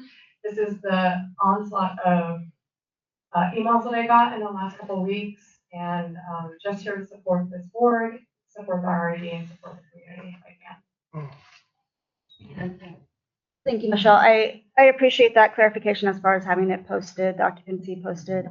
A lot of my concerns have come from just having the board pushed into approving projects, knowing that they were going to be used in a certain manner that may not fit what was approved, and being told just to ignore it. And so for me, that makes me uncomfortable. As far as like people having parties at their houses, that's not something that the board is approving or disapproving. So you're not approving a project that you're not in control of how many people are there, and that is not your job as a board member. Your job as a board member is to say it's been approved by county planning, it's been approved by RID, everything, all the documents are in line, and move forward. That's micromanage a project. It's really hard to do that, and it really is outside of a realm of a board. You don't have in control how many people show up there. What you do have control is you've posted it, you've covered your bases, you're done with it. If you want to say the patrolling of it, that's your RID, not your board. And if your RID comes back and says, we have a problem, and this is the problem, then you can make a decision on that, but it's not really micromanaging how many people are there or not there. That's taking on a lot more. It's very difficult to do. You're to ensure, if it's 6 people, then put a sign there, and you've done your job. You've covered your bases, just as Nick said earlier. Not to say that you don't care, and that's really where that comes from, and you really want to ensure things are done right, and I understand that. You have a county planning permit that has been approved. You have occupancy that's been approved. Do the signage, move forward, if that's what your board chooses, and don't worry about how many people show up there until it becomes a problem. Also, as Nick said, when you don't approve a pickleball tournament there, you can't do that. That's against the permit. right, and one of the things I had asked Chris is like, if we were to have a tournament there, like, could we just shut down the airport? And then we would be allowed to have it there. So it does. So there was that. When I was talking with Director Ford, when I was talking with Director Ford, it does. You guys have hours of service for your airport. It's not a nighttime airport, and so your airport is not open in the evening. So I believe that is something that you could work out with county planning if you wanted a tournament in the evening. You also have restrictions on lighting around the airport. So when the airport is functioning, you can't have certain lighting there. And so those things are accomplished by hours of service. And as Nick knows, and I know Chris knows, hours of service means your airport's not open at night. You can't land there. Emergency landing for helicopter is something that can happen. But I believe that's something you can work out with the planning department. And that goes back to planning is not black and white. Any other questions? No. If any of you would like to speak with Director Ford or have a conversation, I would encourage you to do so. You can facilitate that for me or Chris, but I would also like your BD to be there during that conversation. I'm sorry, you'd also like our what to be there? Your executive director. Oh, ED, gotcha. Can I answer any other questions? That was very helpful. Okay. Thank you so much.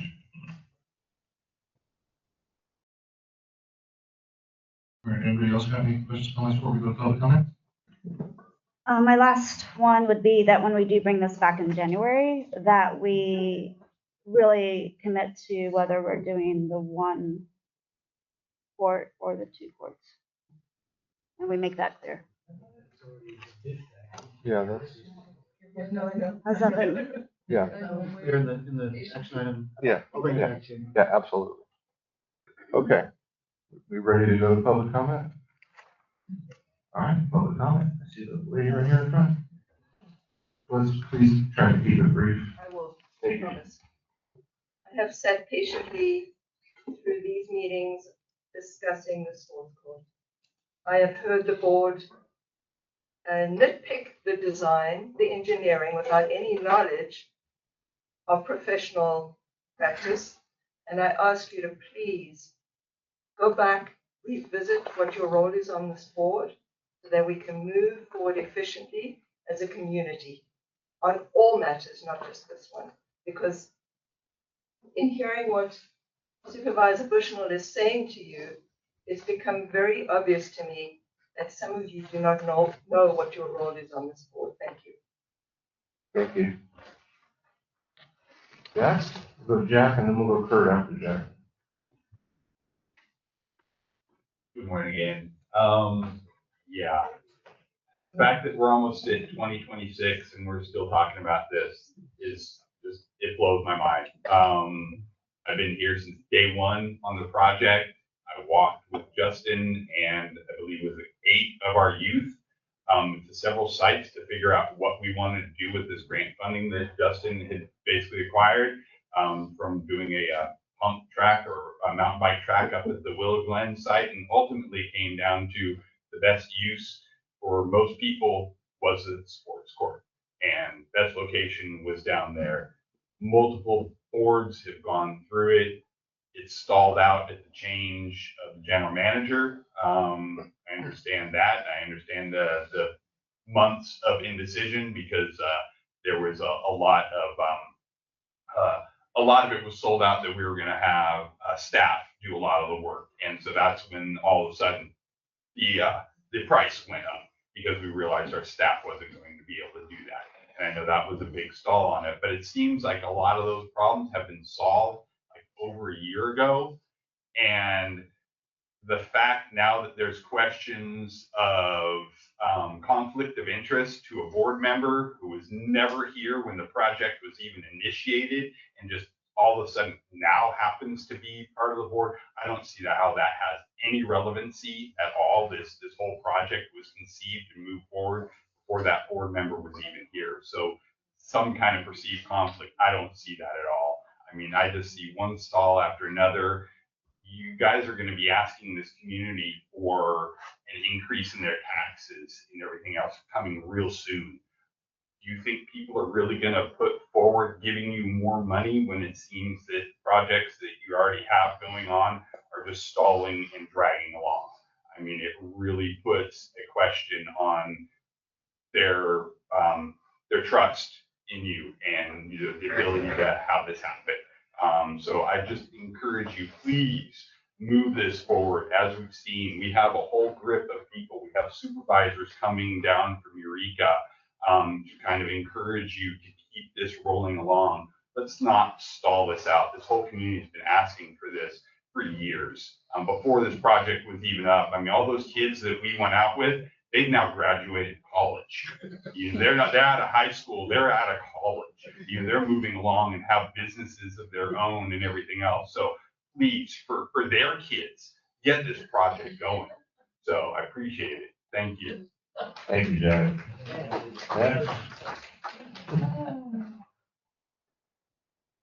So not speaking as a county supervisor, I have a home in Shelter Cove and my family and I come often as we can. And I have 6 grandkids.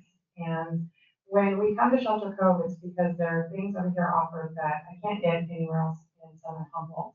My family is so excited to use the golf course, to walk to Jibbo, to go to the playhouse, do all the events.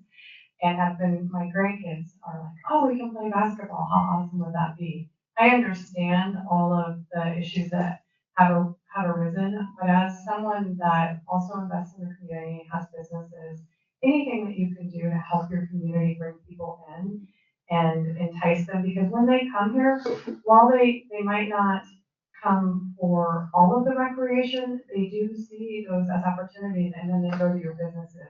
You heard earlier about businesses suffering and, 2 to 3 people on a normal winter day does not sustain a business. If you could get people here on the weekend, that would encourage them to use more of your businesses. Because I love the coffee shop. I love to go. I love the Venezuelan restaurant and pizza. And if my grandkids want to come play basketball, I don't have that at my other,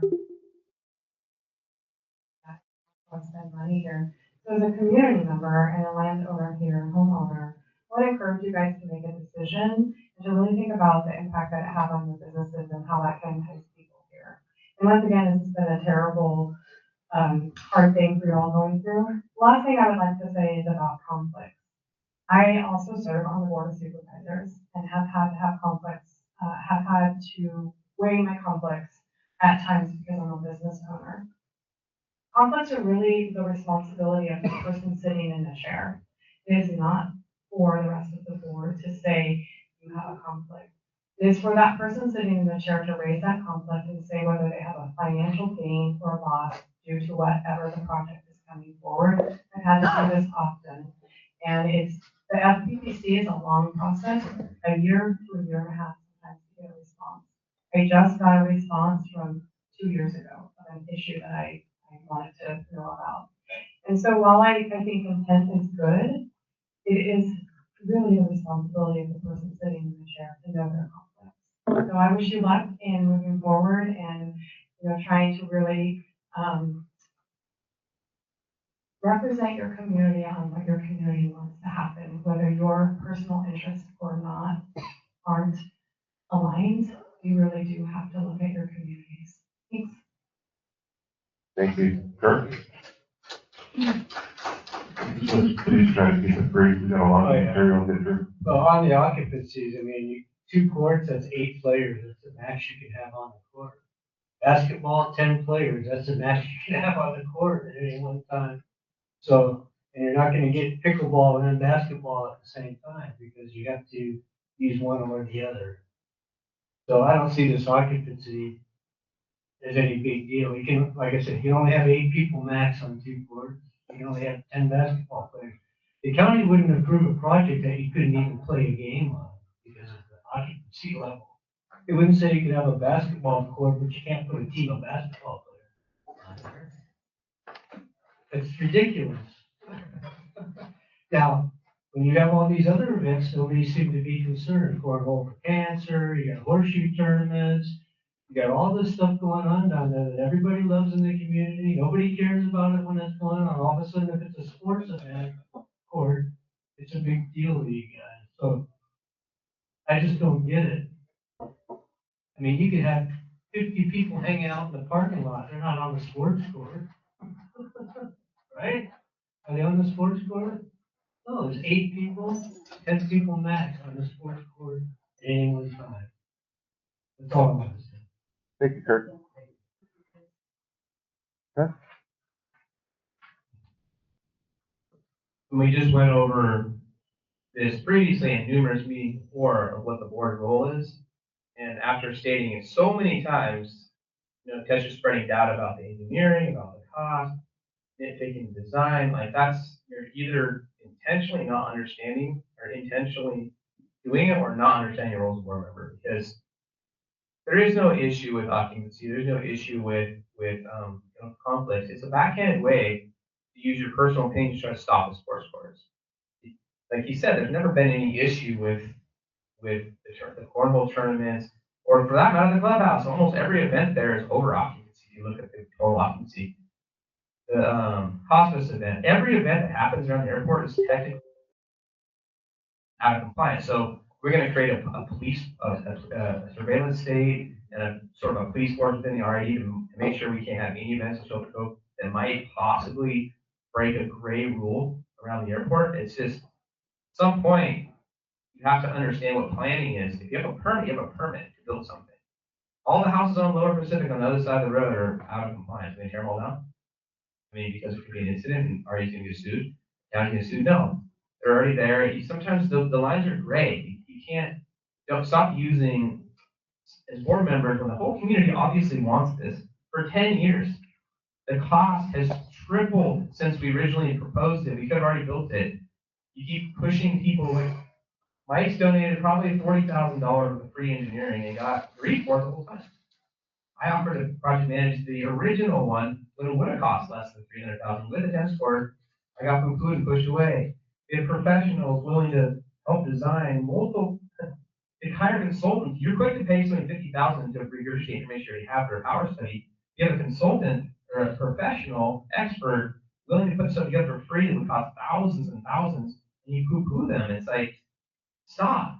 Like, let's let the community participate. There's no other communities willing to donate thousands and thousands and thousands of dollars of free time. And you're like, well, we don't believe what he says. We're going to hire somebody and pay them. So you feel better when you pay somebody when it's insane. So let's stop doing this. It's ridiculousness.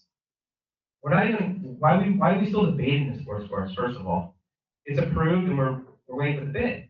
That's where we're at. So to keep hashing doubt about the sizes and occupancy over and over, we've been doing this for like, I don't even know how many years. It's insane. We have to keep talking about it. And you guys have to learn what your job as a board is because you're obviously not getting it. Once it's approved, you move forward. Don't keep rehashing and creating false narratives about county and regulations and tournaments and, oh, can we do this? Can we not do this? That's just a way to stop a project you personally don't want. The whole community knows that. I bet I could get a survey that's bigger than the pickleball course to agree with me. I bet I could do that.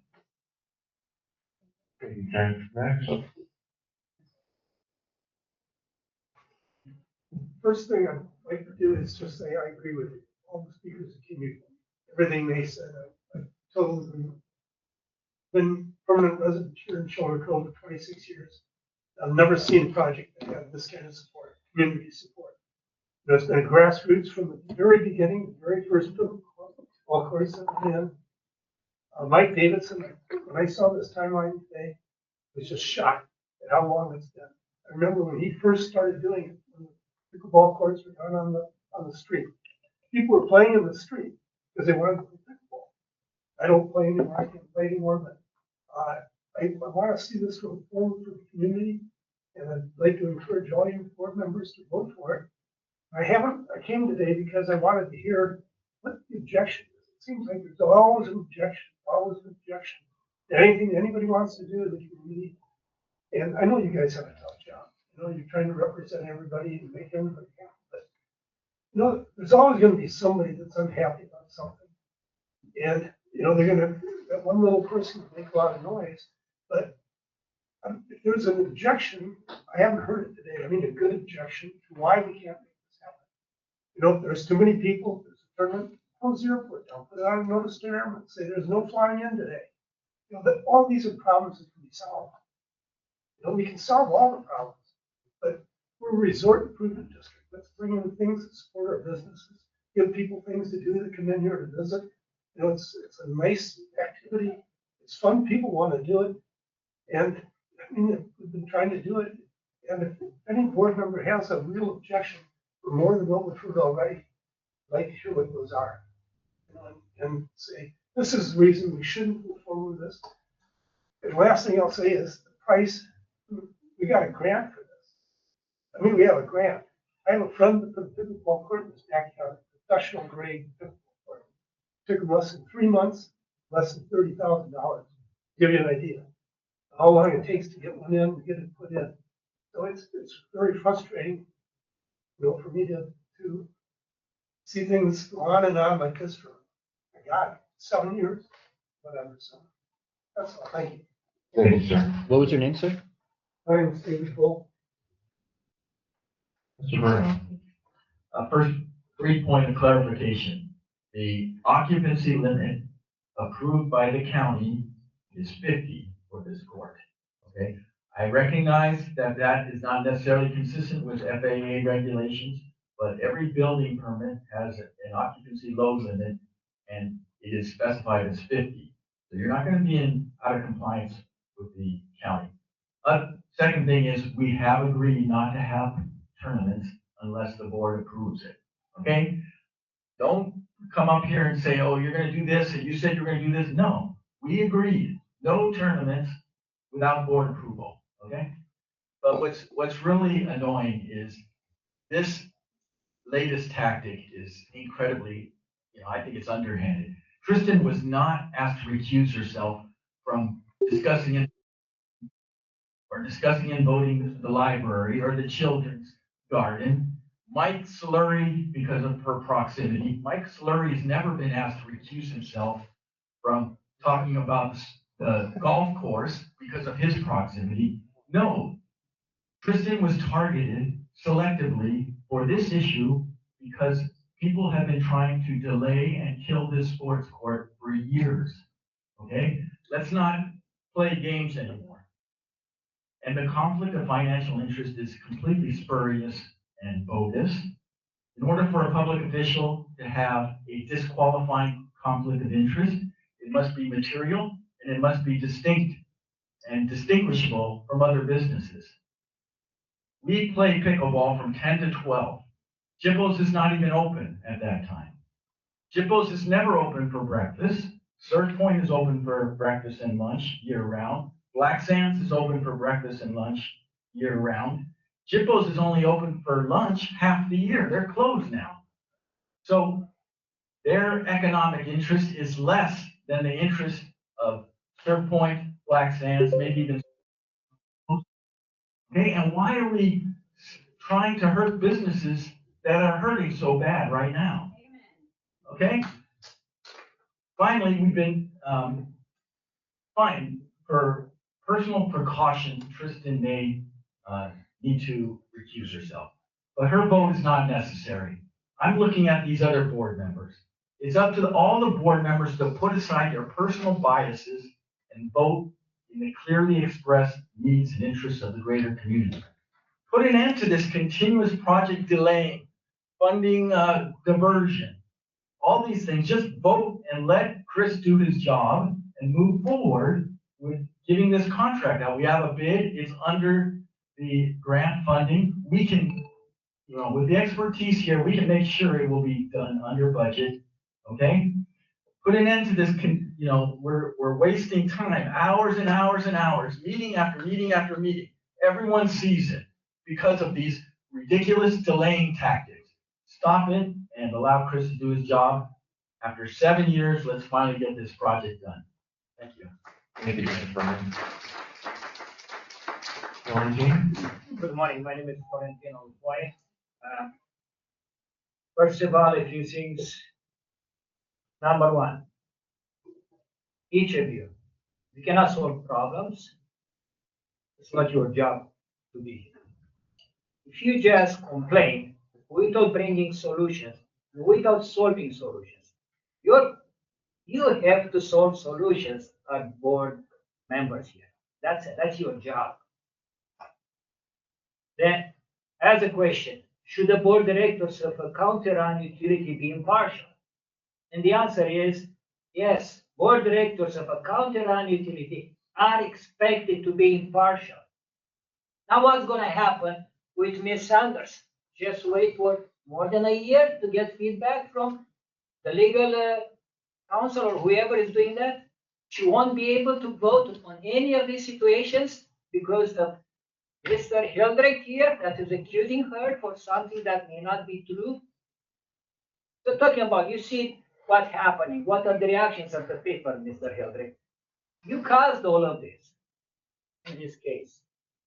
Now, on August 22, 2024, Mr. Hildreth, as the director of the Cupola organization, approved with the other 4 directors to be, and I quote, against the proposed location for the sports court. It's official. I have a letter. This letter was circulated by the president of Cupola at that time. And that's why I have it in my hand right now. So, a month later, in September 2024, Mr. Hildreth was appointed as director of the Board of Trade. So at the time, for short, should have notified the public and the board and recuse himself from any discussions about the sports court because of his bias against the location of the sport courts, which was clearly stated in August 22nd of all that. I have it here. So, I have a question, Mr. Hildreth. Now that Ms. Sanders will not be able to vote, will you recuse yourself from continuing voting? Because it's a direct conflict of interest. I will add one more thing. As an example of proper behavior.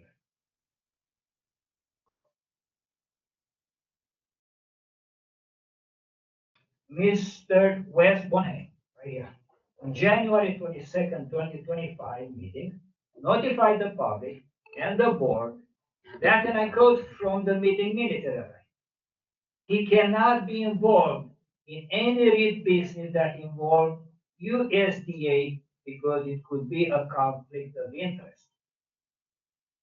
I applaud you, Mr. Wes, for being there. If you could wrap it up, please, Mr. Yeah, this shows high integrity from Mr. Bonham, and the community can trust him to be impartial in his director role, and the most important, organization in Shelter Cove.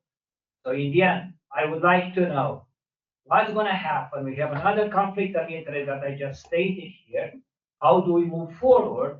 So the board, the whole board, including Mr. Sanders, without being fined $5,000 or risking fining of $5,000 to move forward.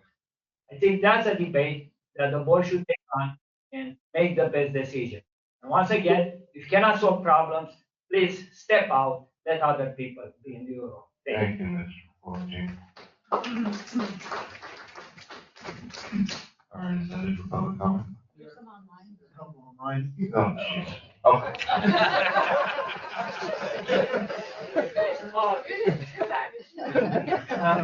Bruce Christie?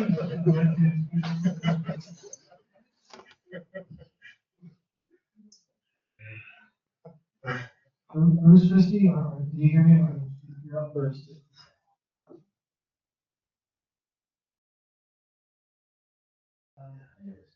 Bruce can't hear me. Beth also has her hand raised. Beth?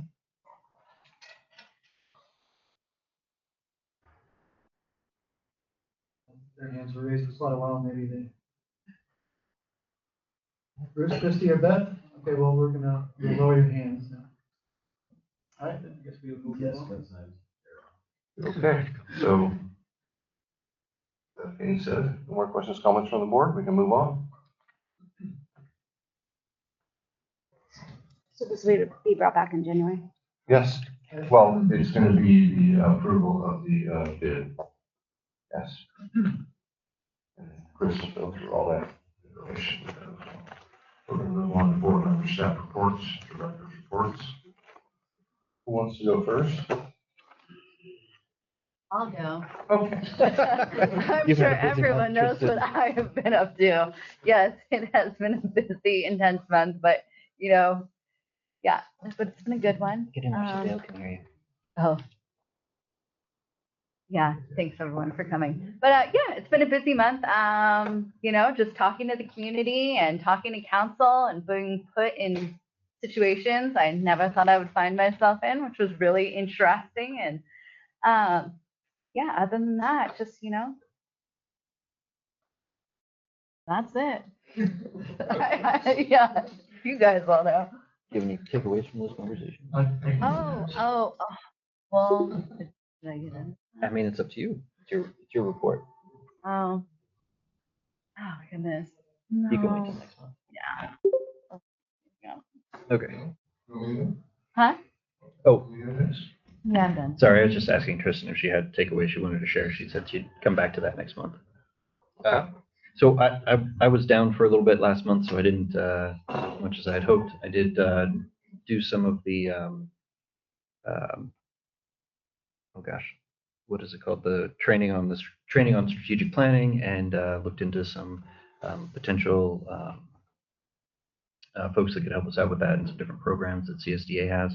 That was primarily the thrust this month. I've also met with some different folks on the sports court issue and other board issues. So yeah, been kind of a slow month for me. I've heard a few times to help put out fires, so to speak. But that's not all good.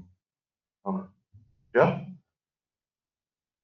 Yeah, pretty slow month for me. Talked to Chris a little bit and did have some communication with West and community members.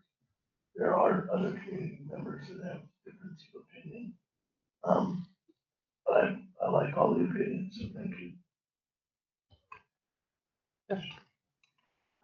Yes, we did a live on 2-day training for financial planning for special districts.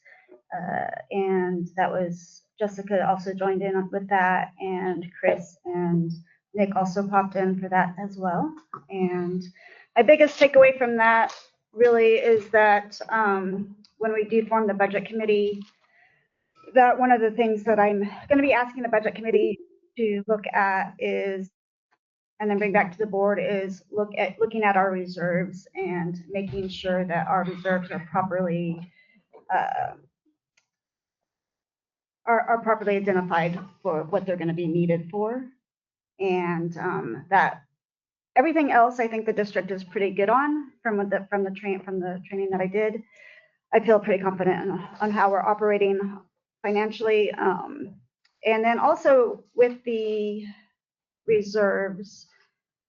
That's our only little kind of weak link on having them properly identified.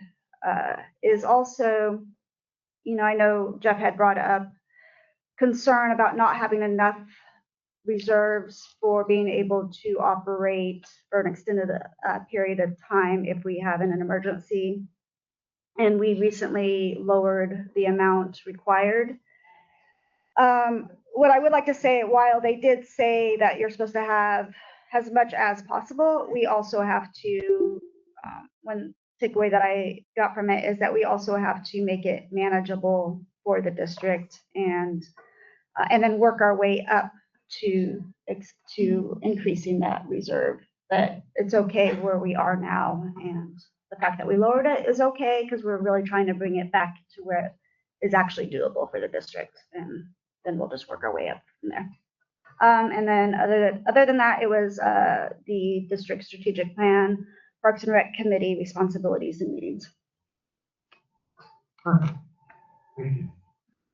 Chris? Operation? Yeah, so for the month of November, GM activities, I attended online CSDA affiliated financial management webinar with Tesha. But I remember, I missed the second day, so I don't really know what happened there. But the day I was there was a lot of talk about fraud and embezzlement, which is in the local news, so it does happen.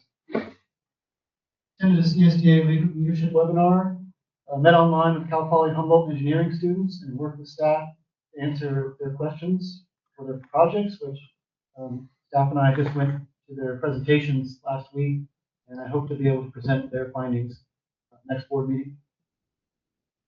Worked with consultant engineer Mike Bruno on the bids for the sports courts construction project. Worked with staff to screen and interview general labor applicants. Also worked with staff on other job postings, including the accounting administrator, water wastewater operator, and distribution repair foreman. Attended the monthly CSDA Humboldt chapter meeting. Met with library staff at the community clubhouse to discuss the potential food pantry that'll be coming up later. And we've already talked about it once. Attended an online meeting with Leased Law to discuss their potential assistance with USDA funded grants or loans for water related projects, such as replacing water tanks in the water treatment plant. And on that front, met online with engineering firms Cadmus, Jacobs, and Moonshot Missions to assist them in their work on the preliminary engineering reports and seismic analyses of the 4 water tanks and water treatment plant, which are first steps for future funding applications. Attended online meetings with staff and representatives from Amston to review their progress in the district's new billing portal and customer notification software. And actually, they have their representative here this week providing staff training. So as Jessica mentioned, that's going to be happening really soon. Corresponded with the board and legal counsel on a potential conflict of interest concern regarding a board member in the sports courts project. I know we talked about that. Attended an online training session for water treatment certification contact hours, and attended numerous meetings with staff and community members on various topics, including the regular monthly board and Parks and Rec committee meetings. And that sums up me. I'll also cover the parks. I wanted to show something we forgot to mention in the report. Parks and Recreation Department staff completed the culvert repairs on the fitness trail, which definitely saved any potential future problems with the sewer main that was exposed there. On the community clubhouse, staff unplugged the kitchen sink, but I guess it needs another round. They installed new GFCI in the kitchen, applied safety tape to a tripping hazard near the kitchen, repaired a leak in the refrigerator, disposed of an inoperable microwave. They siliconed up around the exterior light fixture and filled holes near the south window. And they troubleshot the front door for better security. And they also installed a display case at the library, and you can see a photo in the packet. And on the golf course, there we have a golf cart they had to do some maintenance on, and on other equipment. And one thing I forgot to mention that happened last month. I'm going to share my screen to show you.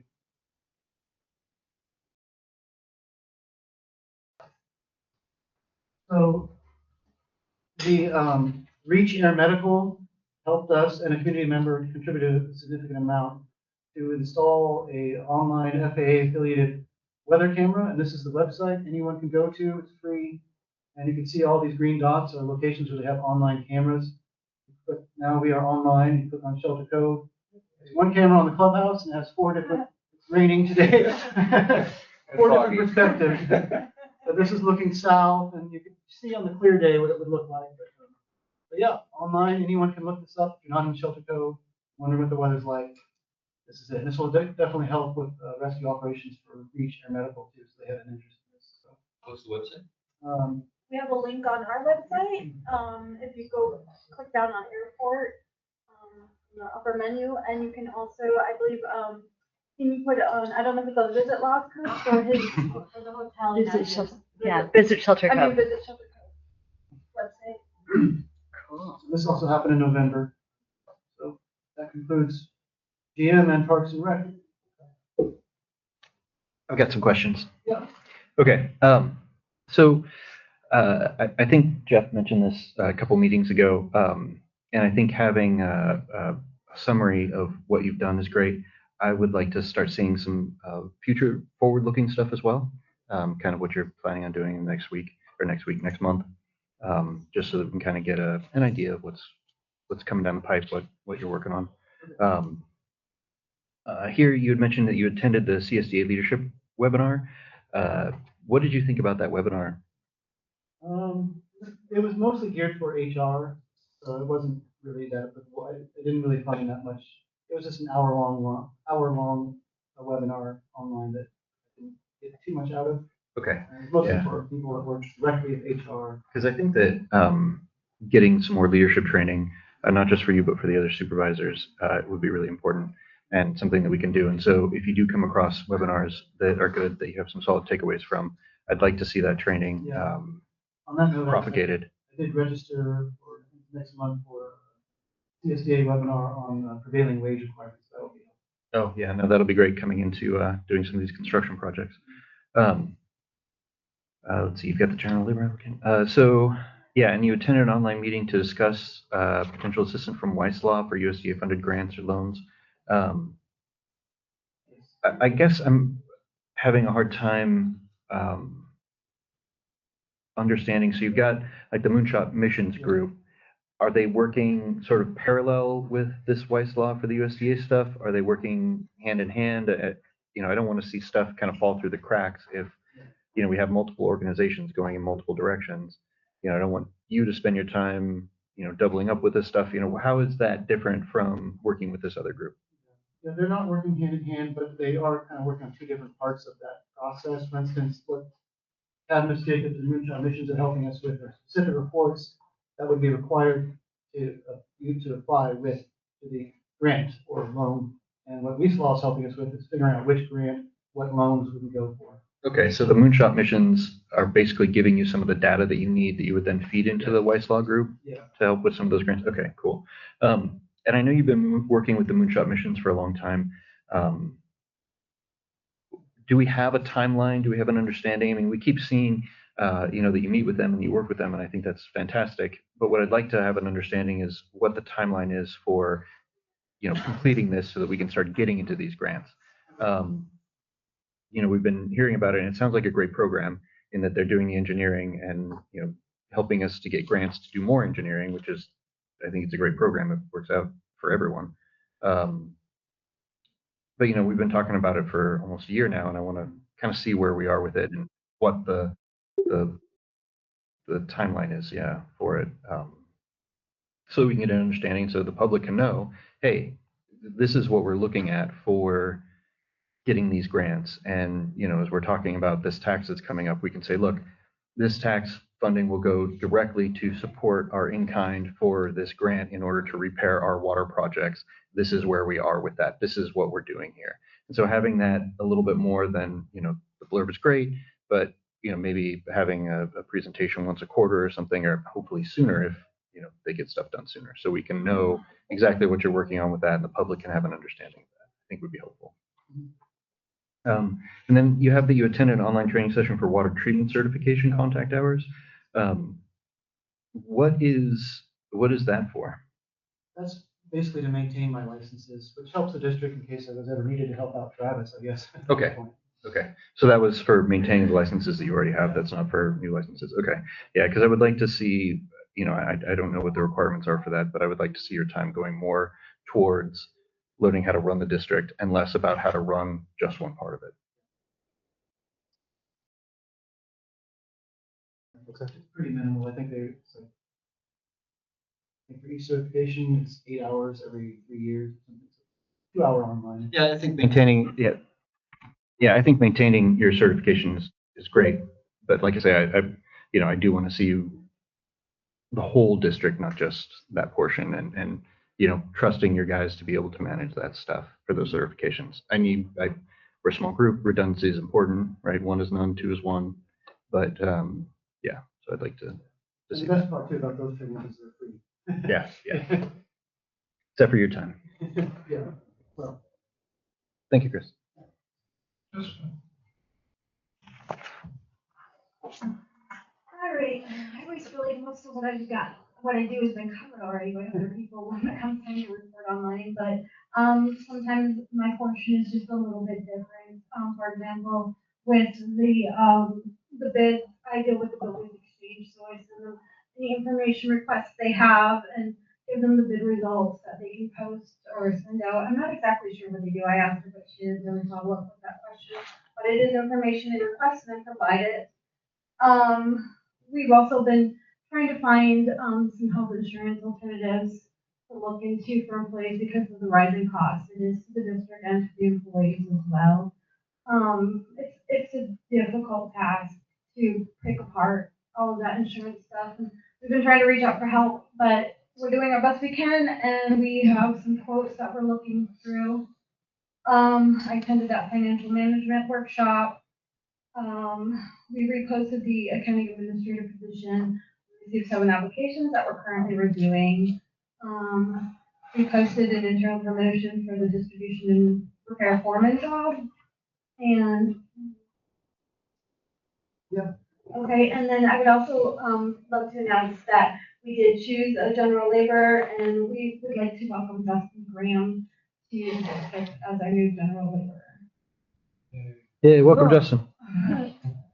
And I don't know, I think that's pretty much it. Mostly been working on this software thing, and I'm pretty excited. We've been doing training and seeing all of its capabilities, and I think it's really gonna assist, and I think it's also a good answer to what customers have asked for, being able to have paperless options and look at their account online and have auto pay.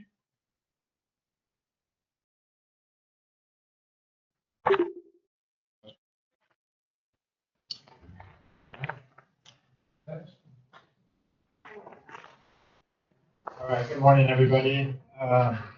In water and wastewater for the month of November. We had a couple exciting things happen. Start off with more. Basically, the backhoe broke down.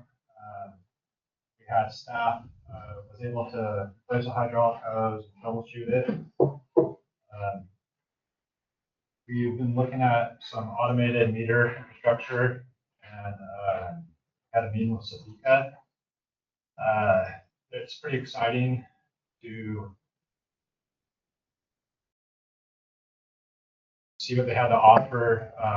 Basically, it would allow residents to be able to look at their usage at all times, see leaks. Staff would be able to pinpoint leaks, and it makes 100% sense. Right now, Savika won't work with the existing meters that John's looking at, so it could possibly an option, but we need something that will work with the electrical meters and water at the same time, so they're probably not going to be the right fit. We're looking and very interested in going AMI. All the turbine meters at the water wastewater plant were calibrated. South, north contact chambers were cleaning service and return back to service.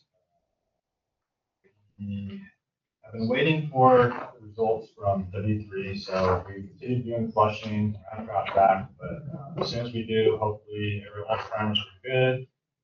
Get it into the system and start using W3 well.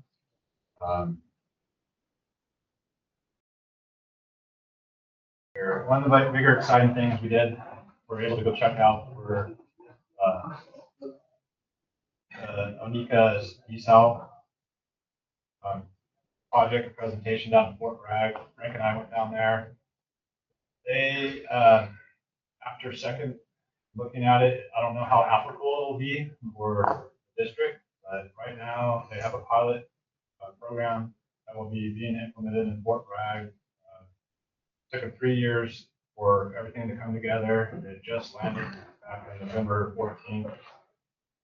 City of Fort Bragg's pretty excited. Operation manager John Smith, very excited about it. It's approximately 14,000 gallons a day. I was really pushing and trying to get a test pilot here in Fort Bragg. The CEO of Dragon Duke said it's probably not going to happen. So I was really pushing, getting a test pilot here. It would have worked great because they got drone scientists testing it right now. I'll see what we can do, see if we can work with Nika's team. They got grant writers, a lot of them. And maybe we can make it happen, but I just not really seeing it as bright as I thought it was. We also sent it up to Capstone, Humboldt Engineers projects as an alternative, and they're looking at all the different water plant studies. It came as the most expensive, emergent tech. Just we need to see more for the. But it's great. It's the great solution in the future. Later. With that, at the very end of the meeting, like I said last time, I was able to get Fort Bragg's grant writing consultant I reached out to last couple of weeks, just got an email this last week. So we'll be going forward and looking at multiple options, talking with Chris and other staff to see what we want to focus on and see what he can do. It's pretty exciting. I mentioned that Fort Bragg got the new wastewater plant, water plant, and John Smith said that the grant writer services were very inexpensive for what they've got. We had a clarifier drive gearbox in the wastewater plant start not working. One of our staff members is extremely mechanical, able to find an existing frozen bearing, and created a new drive shaft and keyway. There's a picture of it here. Anthony Garrett, great for all that. Great for tobacco. Repair anything mechanical is amazing in that aspect. We also have David, actioner for the SCADA program. had Windows problems take down Aqua Sierra, which is our pre-existing SCADA software that is some control of the wastewater or the water treatment plant, I'm sorry. And not SCADA, just specifically Windows. Browser to hijack the SCADA system.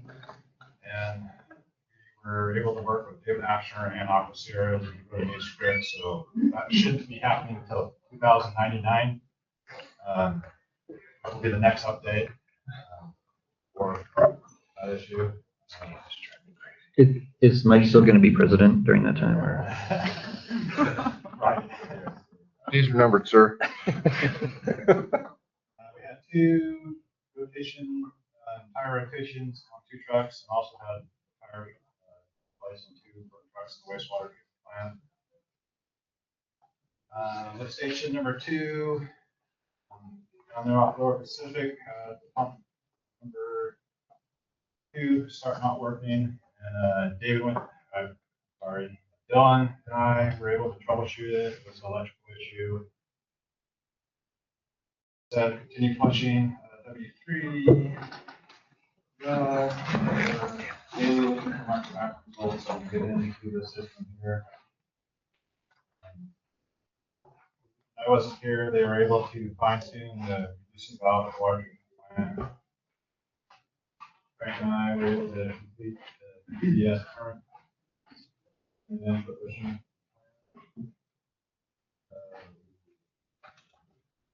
The electronic submittal authorization form to CWIX. And got 101 net meet troubleshoot Wi-Fi communications between the clubhouse, pond, wastewater plants. So now we have find the site. Send in another wastewater computer to be able to tech. Back working now. Sent Anthony Garrett down to the Gorman Rupp class to be able to work on our lift station pumps. It was very informative and had a good time. Lot to take on. Staff also repaired a leak on Willow Glen on tanks distribution system, and I helped out during the general labor candidates.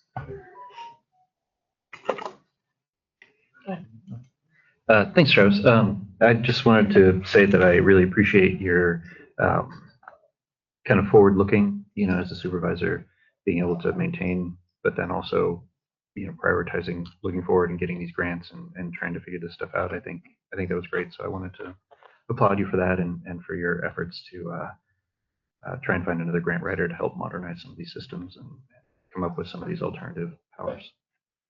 Thank you. I just have a quick question, and it may be too soon to tell, but from your standpoint, have you noticed any difference with the water flow or over by the water plant since the culverts have been removed and it's now the bridge? Have we had any impact on any of our being able to pull from that site? It seems like they did a great job.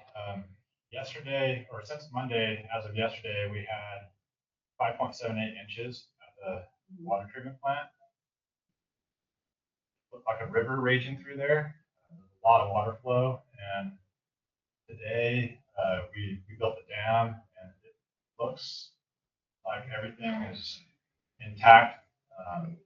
All the boulders, and I've been really paying attention to the banks of the creek and everything, and everything seems to stay being stable and not really being affected by the flow so far.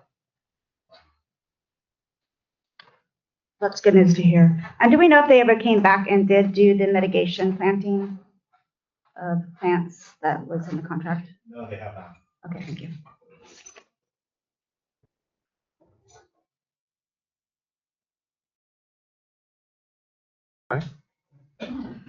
All right, so last month we had 1 outage on the tie line. It was 12 hours, and we used 554 gallons of fuel. We built a new line extension up on Burns Court for a new customer. We assisted Reach install their camera on the clubhouse, with the bucket truck, putting all the stuff up there so we didn't have to pack up the ladder and everything, and then run all the wires down outside and into the skater room field down there.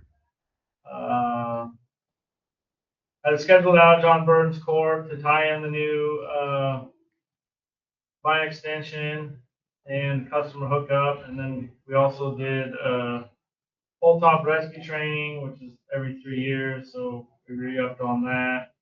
And then we also assisted in the general labor interviews.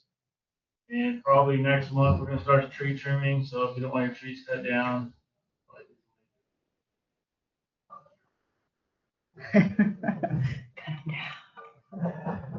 You forgot that you grew that fancy mustache. No, I was already here, I just, got rid of everything else. Yeah. So when you come to cut down my trees? But it's only along the power line, Mike, you don't have me over. That's it, Mike, you only get one more. But if you do get a feller buncher, we can clear the whole cove in like 2 months. Do I get fired if I do it? Yeah. Are you appointed or were you elected? The only one, yeah. The only one elected. Tell your stuff, Mike. Shoot. John? Any questions for John? No? All right, Nick, you're up. Well, you guys have my report, so I'm not going to read it verbatim. I do want to just address last month, November, we had one of the worst tragedies we've had in the Southern Humboldt fire family. So somebody that was very close to our department started here, watched his kids grow up. They had one of their young sons pass away. So for me, it really put it in perspective of what I'm going to have anxiety about going into next year, right? I've got $12 million in grants. We have 28 members, another 40 CERT members within the fire department's umbrella. And when it comes down to it, what is our mission, right? As a RID, as a fire department, as community members, what's our mission overall, right? And not to get stuck on the small things.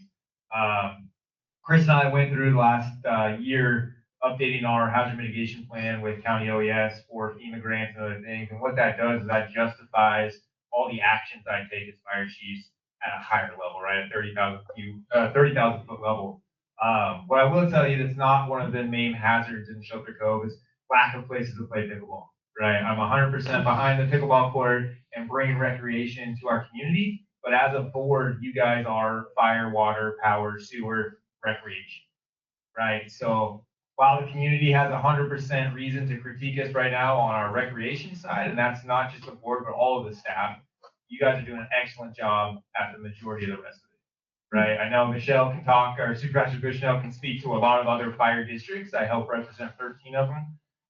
Not all of them are as functional as what you guys are for the fire department. And just some examples of that is our previous hazard mitigation plan, right? Lists wildfire as our #1 threat to the community, far and beyond what everything else is, right? Just in the last 5 years, for the fire abatement, not just on the fire side, but on the power side, right? Johnny's wildfire abatement on the power lines is one of the best in the state. And you have people from IEBW that come out and say that all the time. The fact that our power lines are cleared all the way to the ground is not what you see from PG&E. It's not what you see from a lot of other ones, right? And we do that to help prevent our wildfire risk. We've spent, again, $12 million in grants, not just in fuel reduction to clear. This month, we actually just hit a peak of, we're at 400 homes that signed up for the USDA grant out of 525 was our original goal. We kind of estimated we're going to have about 100 that we're going to have to abate of just people that don't get back to us, people that didn't get the original letter. And we're also up to almost 1,500 vacant lots. And so that work is going to be starting in the next couple months. So we pushed back some of the stuff that we ran into.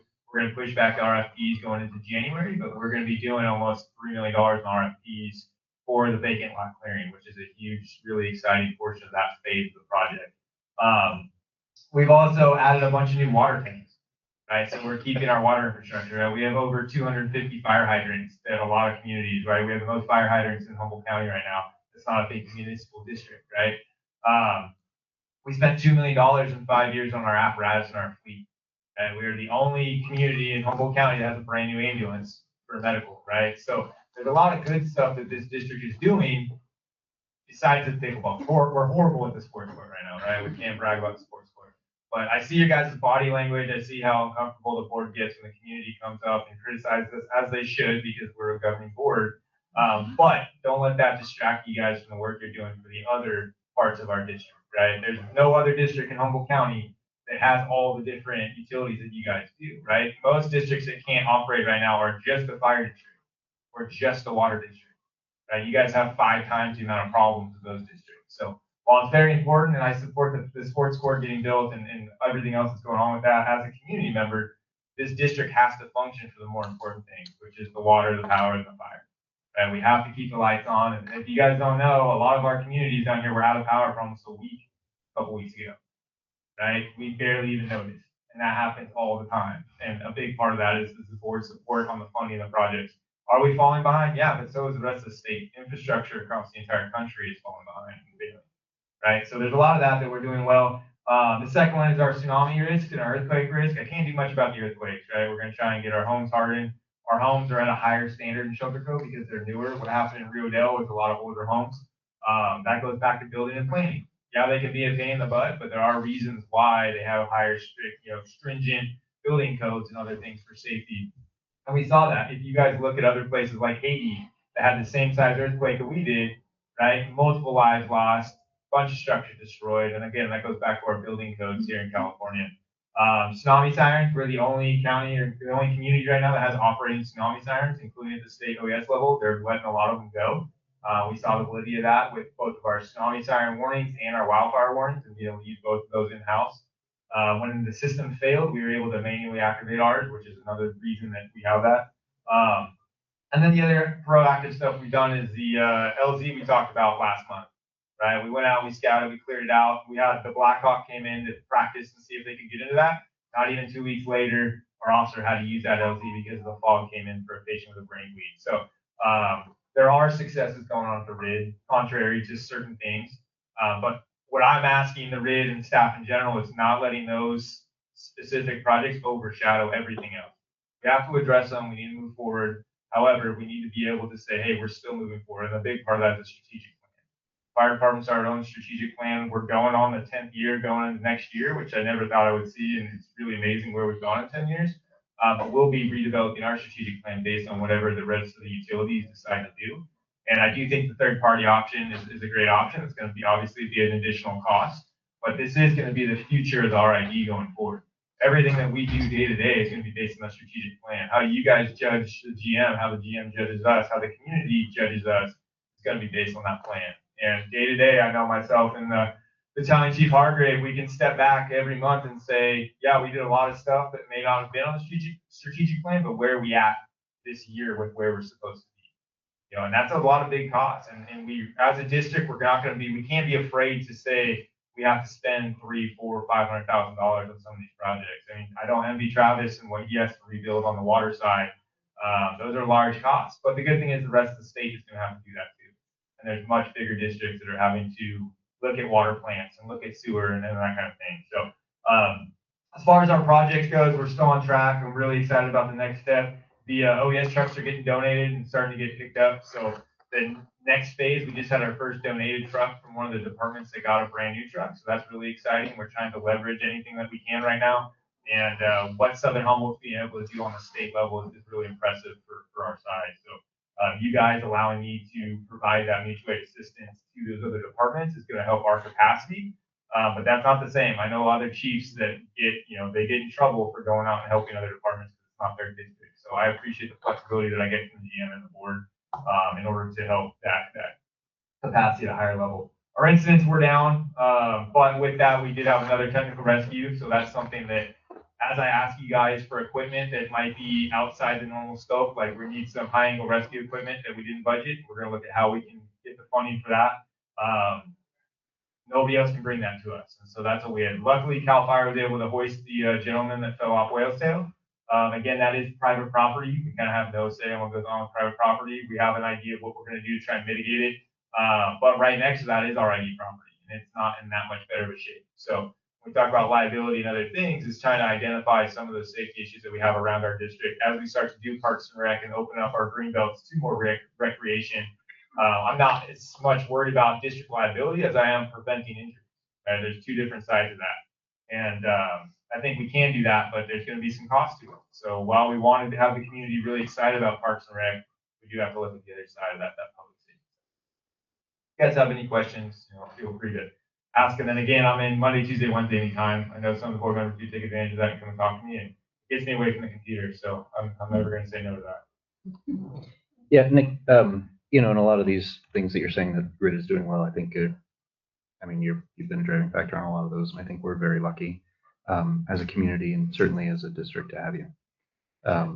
And as far as what you're saying for the strategic plan, yeah, just some of the stuff that we've been researching and reviewing, having a third party come in to help us not only prioritize that and kind of take it away from, make it more impartial, but also tie it into a lot of what we do. So, coming down the line, I think our expectations are going to be when we start seeing these things that we have to vote on, especially where, money's involved, we need to see where it fits in the strategic plan and stuff. So, there's going to be some changes probably when we get that done, but, hopefully getting that taken care of and getting that squared up, I think would be very helpful. And it's great to see how well it's worked for the fire department. And so that's really a big encouragement to see, hey, it's not just something that you do and then you throw it in your file cabinet for when you get audited.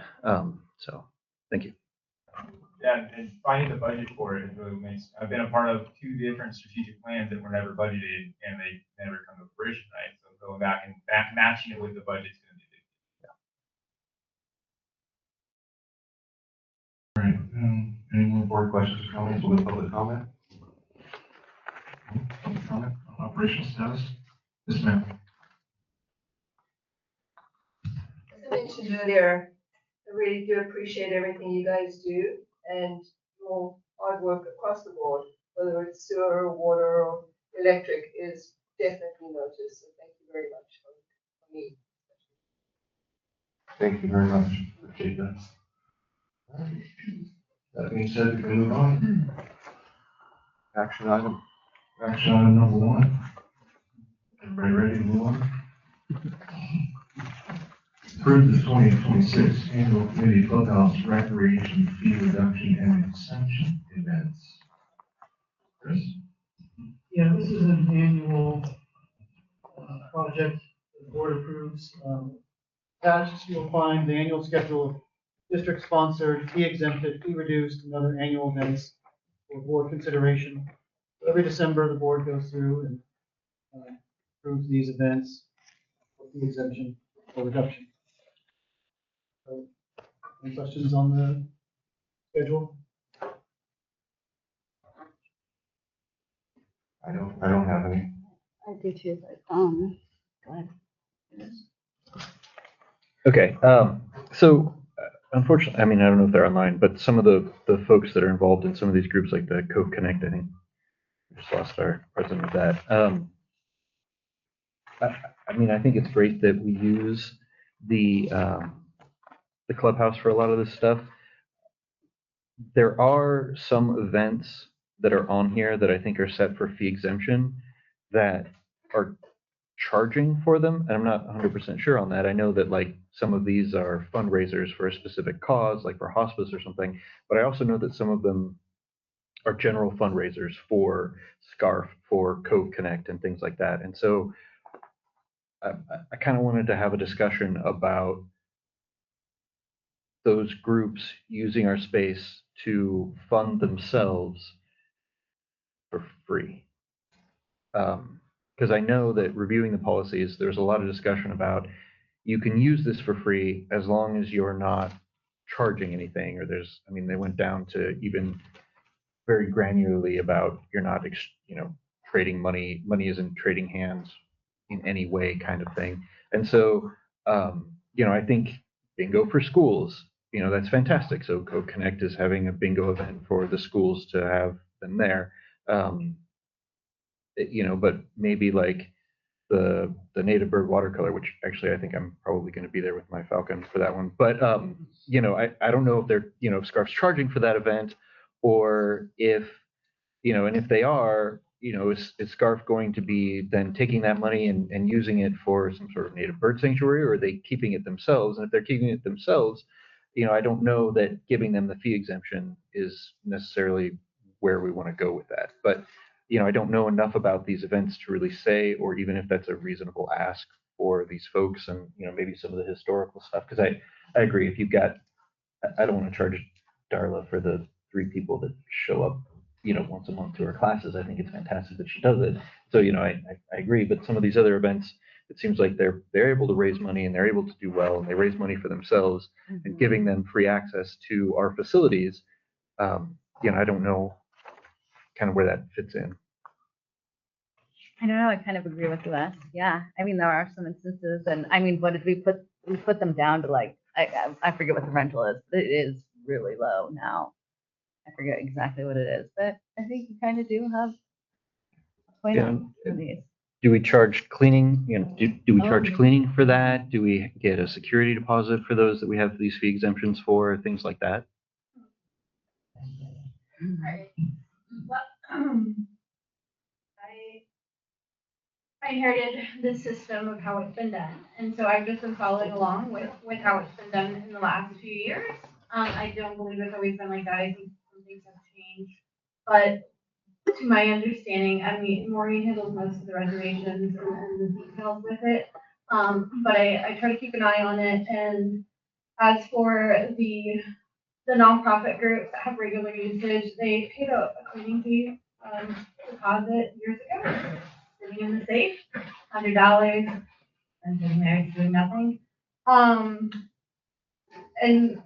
And to your question about the painting, the way I understand it is that this is the grant they received to teach, but they're not charging the public, is what I've been told for that.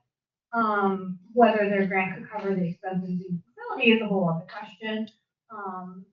Generally, we're for anything under 4 hours, an expense or a cost would be $50 for use of the community center. Was there more questions? I will. Basically, yeah. That's basically it. And I don't know, and I know that we're going to be looking at that policy, but maybe we have a refresh where every year you put in $100 deposit. I mean, something like that. Initially at the Parks and Rec committee like it, so I just kind of stepped off on it. Yeah, nobody likes to pay more. But whatever the board wants to direct, we can definitely put in the policy and enforce. Yeah, because I mean, they're the groups that are using the community center. We're having to make repairs. We're having to update it. We're having to do things. I agree. It's challenging. People want upgrades, but there's not income coming in. I mean, obviously, there's lots of grants out there that assist with those things. Yeah. Researching and finding them, it's challenging because we have a low population that serves, so we don't usually qualify for most of those grant opportunities that I found because the percentage of people or the number of people that we service is high enough. Oh, interesting. Standards. Yeah. So it's hard to find those grants. Okay. Thank you for bringing up that Wes. I was actually going to be bringing that up as well. Historically, we have provided practically free usage for the nonprofits at the beginning of the year. However, when you look at our policy, which we will be addressing in action item 4, we do have a lower rate structure for nonprofits already, and as well as for Shelter Cove residents. They also benefit from that lower rate structure. And as I was going through this list of events, they, in my opinion, I believe we should start charging the nonprofits. We have more nonprofits in the community as well. And at this point, I feel like we should be charging some kind of fee.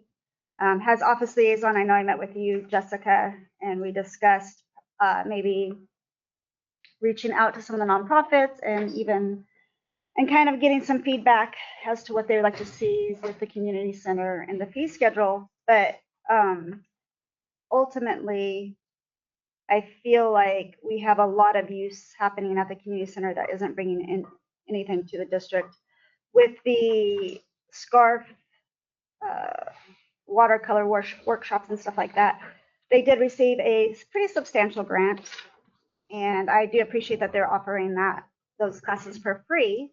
But I also think that we could be getting some funds from that as well. That would be helpful.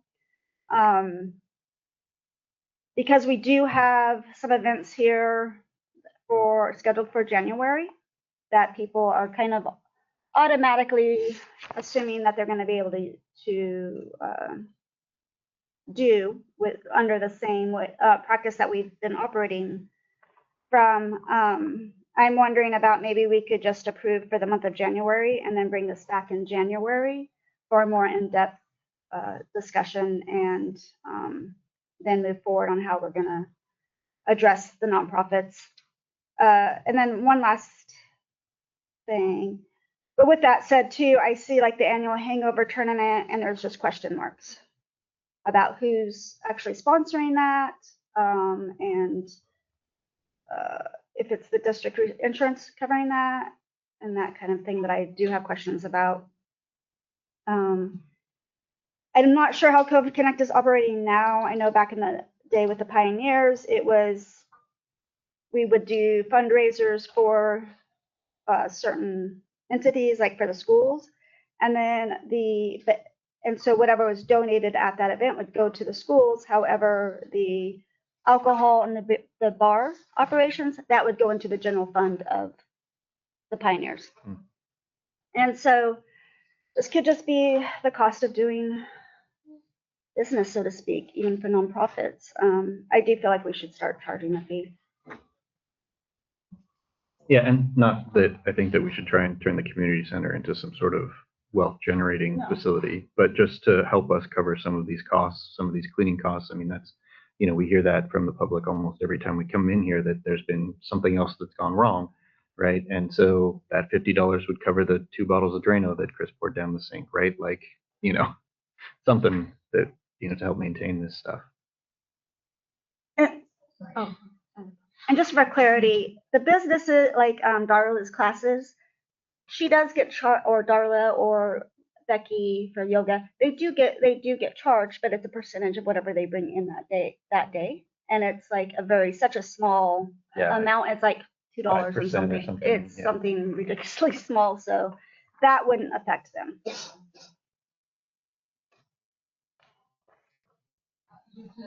to answer some of those questions. Yeah, there's no real sponsors for those events. We did check in with some nonprofits to see if they're going to sponsor them or not. It's just kind of annual community events. In the past, in the old calendar that had the RAD as a sponsor, kind of took the name off because I don't know, I wasn't really sure if we really wanted to accept the liability for those events or not. I kind of feel like that's maybe, I don't know, I guess it's either the GM's decision or your decision on that, so that's why those ones happen.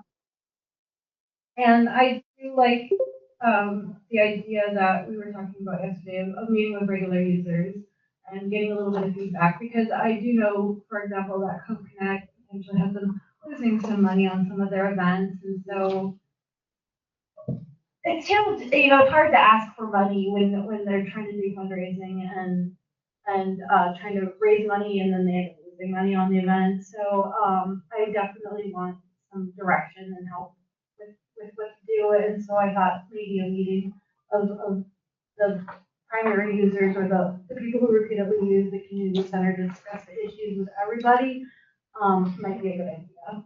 And how do you feel about that? Yeah, I mean, the last thing that I want to do is put Cove Connect, bankrupt them with our $50 fines or whatever. So, I mean, if they're losing money already, I don't want to compound that.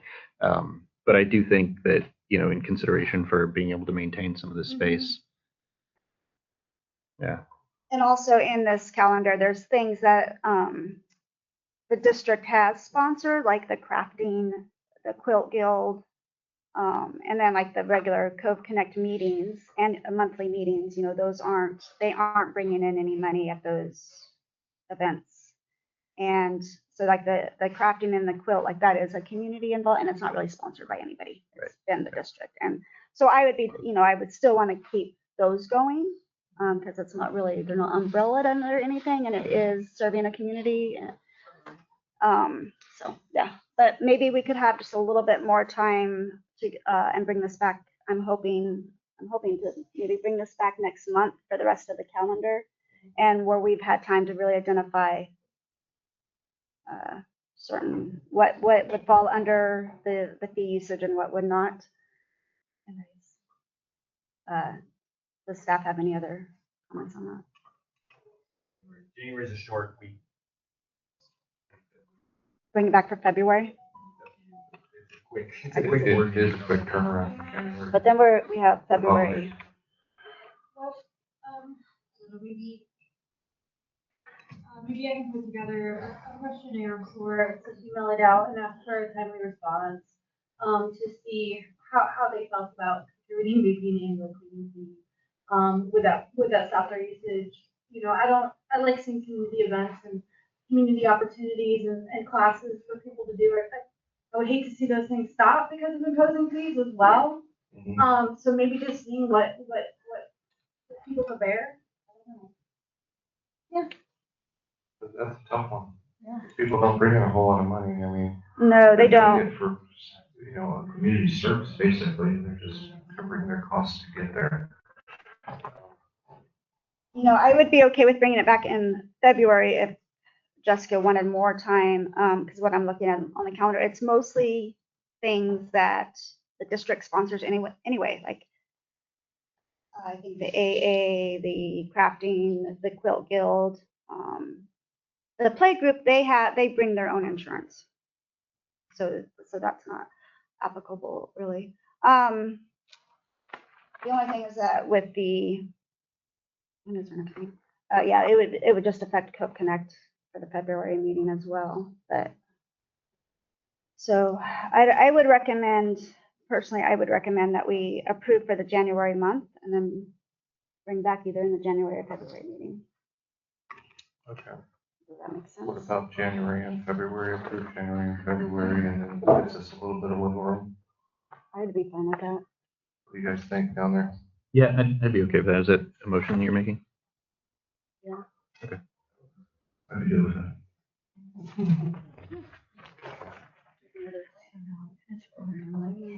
We just want to approve it for you and be done with it. But I do get with the question mark ones. I think maybe those should be the ones that are addressed and taken off. But then we're also discussing whether or not nonprofits start paying something. So that would give us. Sorry. Okay. I guess I'm a little torn. Part of me just wants to approve this list minus the ones that have the question marks, just to like move on. And then like over the year, we can just like bring in the different groups and cue them in. Otherwise, I feel like it's just another thing where we're going to be like piecemealing it together. We've been doing this for however many years. I mean, all these groups I see, I'm like, I mean, maybe the question mark, the annual hangover tournament and the Irish games, like, it sounds like it's a private event that they should pay. And so I guess my leaning is more to just approve the fee exemption and we'll just figure it out over the year when we have time. Maybe we can bring it up as a discussion item and these different Scarf and Cove Connect and everyone can show up at the meeting and we can figure it out then. Otherwise, I guess I'm a little hesitant to like add another thing where we keep revisiting it every meeting. I guess another option is I believe within the policy, the general manager, the authority to grant fee exemptions. I think maybe some of them, they could be blanket, but maybe some of these events, they could be considered monthly by the GM for fee exemption instead of just going automatically on the calendar. Another option. Okay, I like that idea. Yeah, let's just do that for the year then. So what, the annual hangover tournament, that one's up to you, the Irish game, and then there was what was the other one with the question mark? Oh, the Vets dinner prep, but obviously, I mean, I would approve that one. So I would just take out the two that we don't know who the sponsor is, right? And then we can just visit with, Cove Connect. And I mean, that seems like a good rec thing for rec to take up since they deal with the clubhouse and everything. And maybe it could be part of your guys' Discussion. Yeah, discussion meeting. Yeah. So you would want us to bring that to the Parks and Rec? Yeah. Yeah, I agree, because then you have the Parks and Rec has the Cove Connect folks and the Scarf folks there. Yeah, exactly. Okay.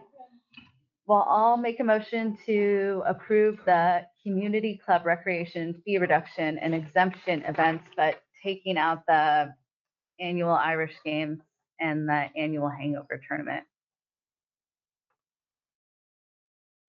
No. Oh, yeah, public Oh, comment. sorry. You're so excited to get moving. In terms of voting, we're talking.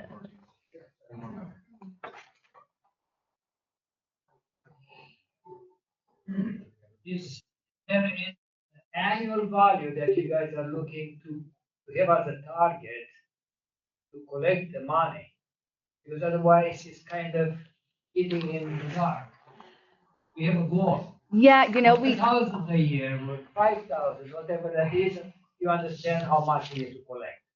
Yeah, you know, I had asked for that, I think at the last meeting or the meeting before, and it was like pretty incredible how much we do pay for like propane and things like that. So it was kind of like, because I thought, oh yeah, why don't we just find out what it costs and then we'll just spread it over.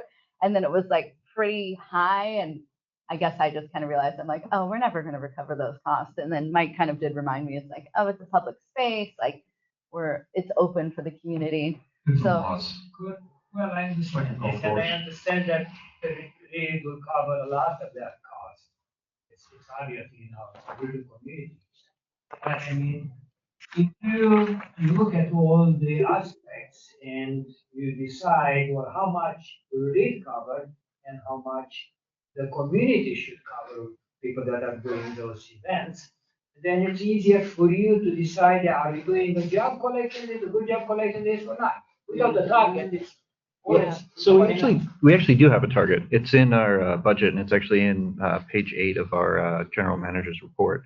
And our clubhouse budget target was $2,000, and we made $660. So you already have that, and then you know that the president, the general manager knows what. The other thing is, can these people do any in-kind contributions, like volunteer work? Repair stuff, cleaning, or whatever it is, so Reed doesn't have to pay for all of that. That's it. Thank you. Yeah. Thank you, Florence. Yes, ma'am. You get, even though you may be operating at a loss, if you can reduce that loss, you're better off than absorbing the entire loss. And I don't know about all the nonprofit organizations, but I know that SCOFF and all of their activities, donations, there's a donation box. So they are accumulating monies to do what they want to do. Why shouldn't they pay the RID for the facilities they're using to increase their bank accounts? Just a suggestion. Not saying go overboard, but any incremental monies that you can bring in right now to offset the RID continuing to go in at a loss with all of this. I don't think anybody can object to paying something for the use of something that is not theirs nowadays. Yeah, and then that was kind of my point. Thank you. And I would rather, Tristan, rather than just approving everything, not approve things, since it's at the discretion of the general manager for the next month while we figure this out. He could go through and give those proper fee exemptions. Because once we vote on it, we basically veto his ability to collect on those particular events. But anyway, sorry, Jack. All right. Hey, I can't speak for how the current nonprofits are, how Cove Connect works and such. I know back before RID did start getting some fees, I know the Pioneers put in a lot of work, painting the building, especially getting ready for the 50th anniversary of the district and stuff. I have not been a big part of Cove Connect or the Pioneers after a while, and I'm not seeing that kind of work kind of be put in. I do like that idea. I mean, I agree with you. We pay for the community center, the whole community. We need to constantly maintain and upkeep the center. So asking nonprofits, for a small contribution for their fundraisers and such, I think is completely doable. But I think having some kind of option to like recordable volunteer work in kind. We already have the agreements in place to have volunteers come in. So if we could kind of put some type of value to that, if they're willing to come in and do some grounds work or something like that to offset that cost, maybe an option. But yeah, no, nobody gets any. I paid when I was there. I'm glad you guys are kind of giving a lesser fee to people trying to do classes and stuff because yeah, I know myself I didn't operate at any kind of profit, but that wasn't the point. But at least if they're not operating at a loss, that would be great. But yeah, just kind of thinking out of the box for that, so we can have this as a community center. And not only do we want to see it flourish, but we'd like to see it, expand and grow as well. So. Thank you, Jack. So I guess one more thing we could do is we could, at the Parks and Rec Committee meeting, we could have this brought before them and then have recommendations ready for the board for the February on how to move forward. I understand having to bring it back and we don't want to keep doing that. And I do understand that, but on the same hand, I don't want, like we are trying to change our, how we're operating with this fee schedule. And I would like it to be very clear to all the nonprofits what is expected of them and not just a case by case basis, because then there could be a potential narrative out there that there's favorites or there's this or that, and I don't want that to go out there. Should be treating all the nonprofits the same as a public agency. So yeah, I don't know. I would, but it is short notice, and that's why I would suggest either go ahead and approving January and February, and then coming back in March with a concrete, like this is how moving forward, how the district will be operating in regards to nonprofits. Yeah, I mean, if we could approve maybe the January and February, and then you could bring it back in February, does that give enough time to the Parks and Rec groups? What's the calendar? Because I mean, January, we would just be addressing it at the Parks and Rec January committee meeting, which is after the January RID meeting. So that would be, I think, February. Yeah.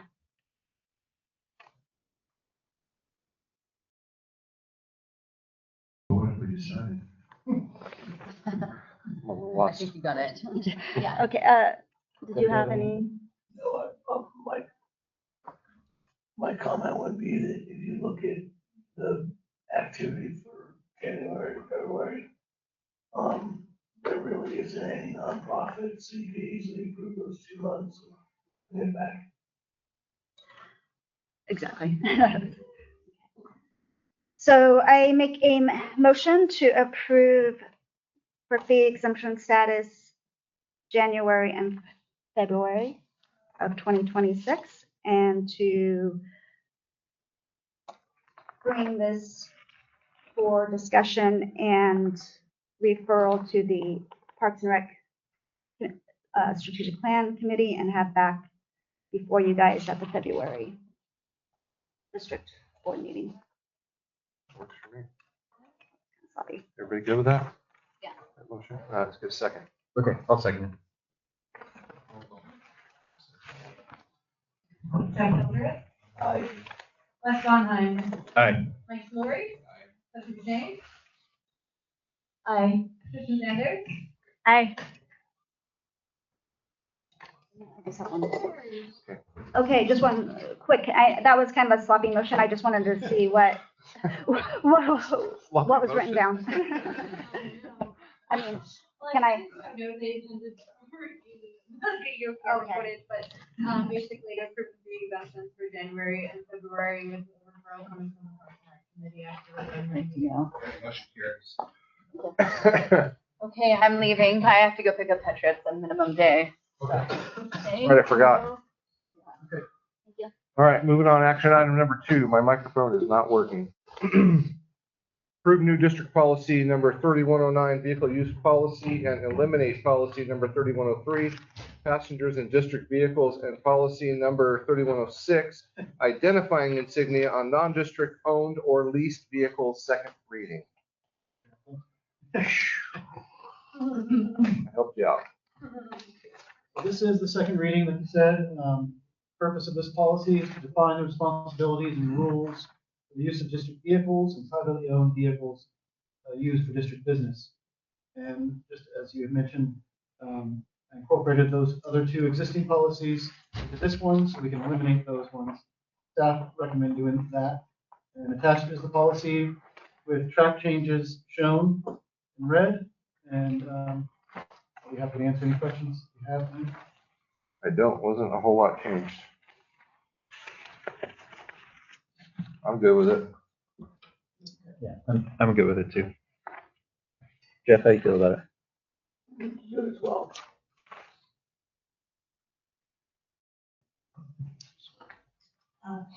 Yeah, that was good meeting. It's a good motion. Public comment? Oh, public comment. Oh, public comment, Jack? You want to talk about the vehicles? Okay, I move that we approve the new district policy 3109 vehicle use policy and eliminate policy number 3103 passengers in district vehicles and policy 3106 identifying insignia on non-district owned or leased vehicles. I will second it. Roll call. Mike Scioli. Aye. Wes Bonheim. Aye. Jeff Hilder. Aye. Kristen Shane. Favorite part of the day. Motion carries. I have a limping microphone, as you know. All right, let's move on to action item number 3. Approve temporary library affiliated food pantry at the community clubhouse. Chris, take it away. Yep, this is the second time discussing this topic. At last month's meeting, the board discussed the potential for this temporary library affiliated food pantry at the community clubhouse called the Stone Soup Pantry, operated by head librarian Cynthia Eaton. Donated food items would be stored in an unused space behind the library in a former meeting room. Distributions would take place for 2 to 3 hours at a time, once or twice a month during regular library open hours. Access to the storage space would be limited to volunteers only, and only one recipient at a time would be allowed in the hallway adjacent to the space to pick up their food items entering through the library. Allowing this function in this space would be temporary and contingent upon board approval and any potential future building remodeling. Also, for security purposes, the locks between this space and neighboring spaces may need to be changed to protect the other organization's storage items, including CERT, Code Connect, and the RID. In the meantime, RID staff can facilitate access for volunteers until the locks are changed. And staff have consulted with the RID's risk management insurance provider, GSRMA, to determine if the volunteers for this service would be covered under the RID's insurance policy. And GSRMA risk control advisor Steve Wood said that the volunteers are covered under RID resolution 2108 and that the overall risk is minimal. He said that any claims related to workplace injury or employment related issues, such as sexual harassment allegations or other wrongful treatment, could affect the RID's experience modifiers for both workers' compensation and general liability. This could, in effect, increase our rates. Thus, Steve Wood recommended that the associated volunteers receive, at minimum, back injury prevention and sexual harassment prevention training, offered free online through Vector Solutions. And also, we will have to do that for the volunteer librarians also. Steve Wood also addressed the question of volunteers using their personal vehicles to transport food or perform other tasks. He said that there is no property coverage for vehicles not owned by RID, and general liability would only respond if the volunteer's personal auto insurance limits are fully exhausted. In short, the RID does not provide, nor is it responsible for, auto physical damage coverage for personal vehicles. Staff also worked with Cynthia Eden on an agreement attached to this action item for the board's review. So this would be our MOU with Stone Soup Pantry. And, any questions? Staff's recommendation is to approve this purpose and direct staff to sign the agreement and work with the Stone Soup Pantry on the use of the space.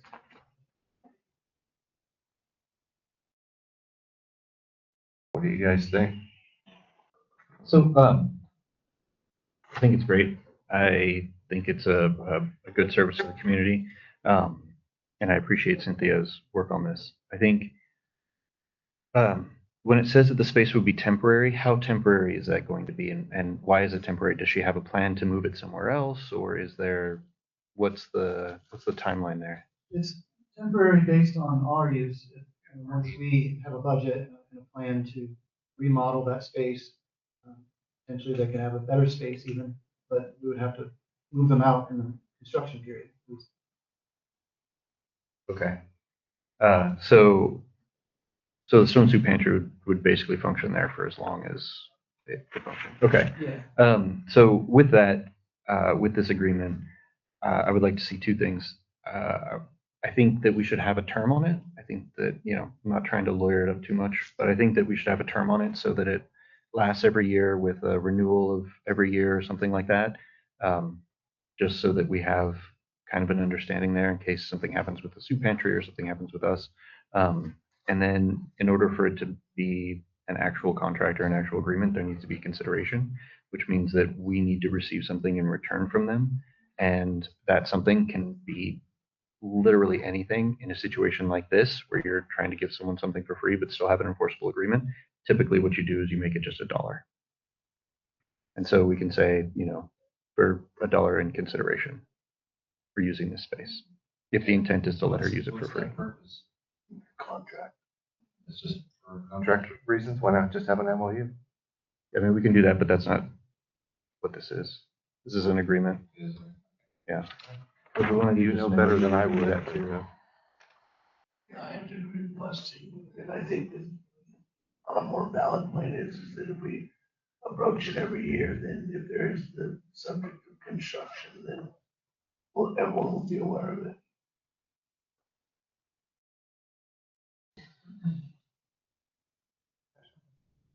So, yeah, I guess my understanding was that this was the MOU with them.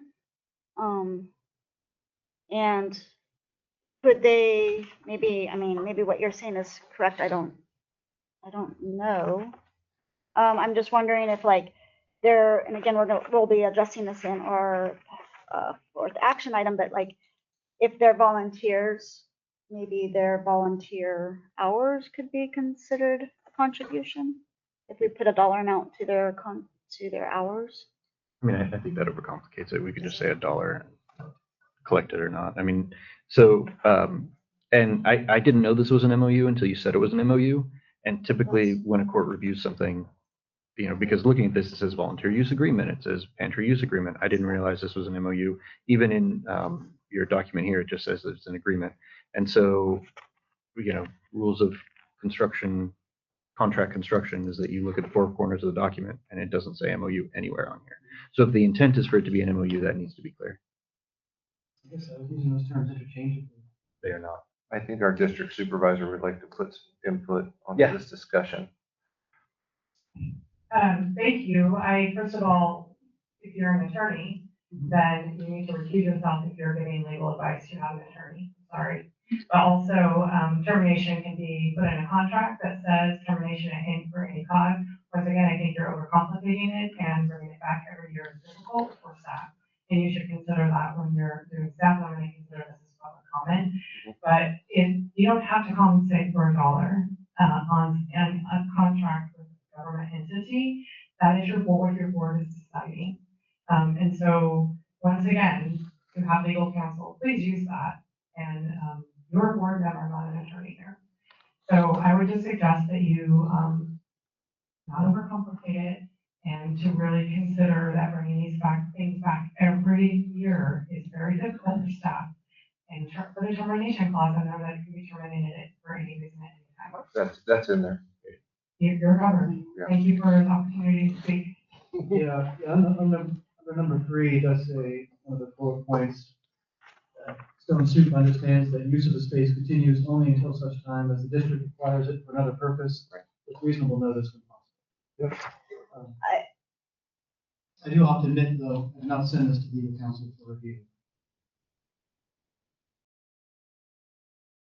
I think I spoke with you about this, Chris. My only thing was that we know this is going to be an ongoing pantry. And so I personally wanted the temporary struck down because it's not a temporary thing, it's an ongoing thing. So that would be my only real, if we wanted to be accurate and transparent as to how long this pantry would be operating down there, regardless of its location within the building. It's an ongoing thing. And that's what they're asking for. And so temporary is kind of like, well, it's not really temporary, it's more of a permanent.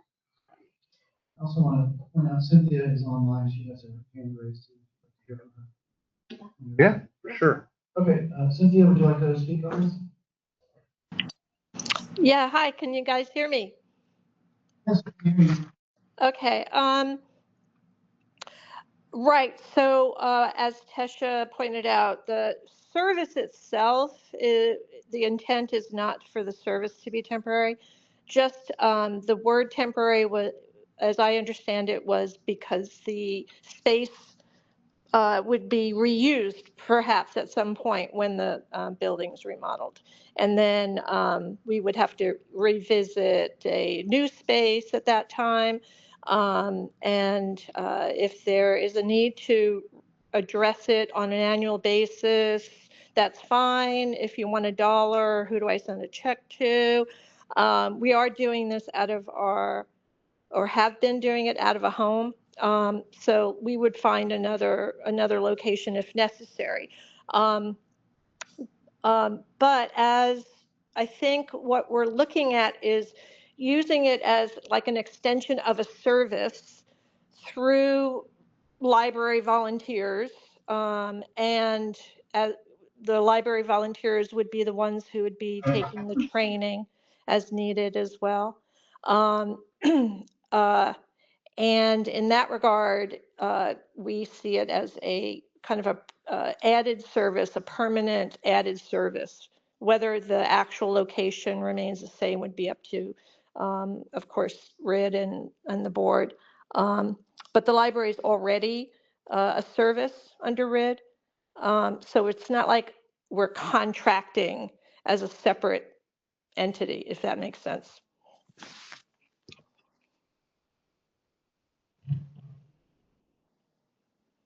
Thank you, Cynthia. And also, like looking at the pantry use agreement, I don't see anything that says anything about temporary. So I guess I would just ask that we strike temporary off the motion. I think it's great for our community. Yeah, I agree.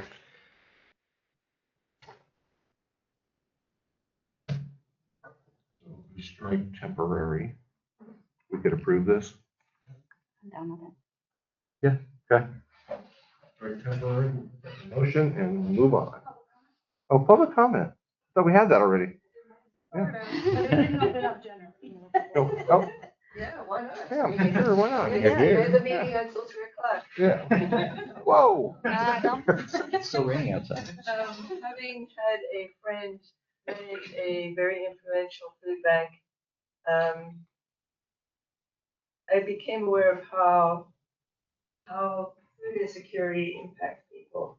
And I think anything that you can do to not charge anybody for anything to do with providing food service and to encourage the community to help their fellow community members to make sure that nobody goes hungry is very important and a very worthy thing to have happening in our community. Thank you.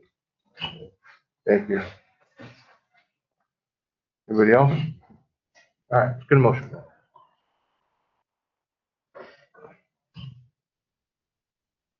I make a motion to approve the library affiliated pantry and direct staff to sign the agreement with Stone Soup Pantry. And we are striking temporary. I second that motion. Roll call. Kristen Sanders, absent. Mike Savory, Aye. Tricia Shane, Aye. Wes Bonway, Aye. Joe Hildreth, Aye. Motion carries. Moving on.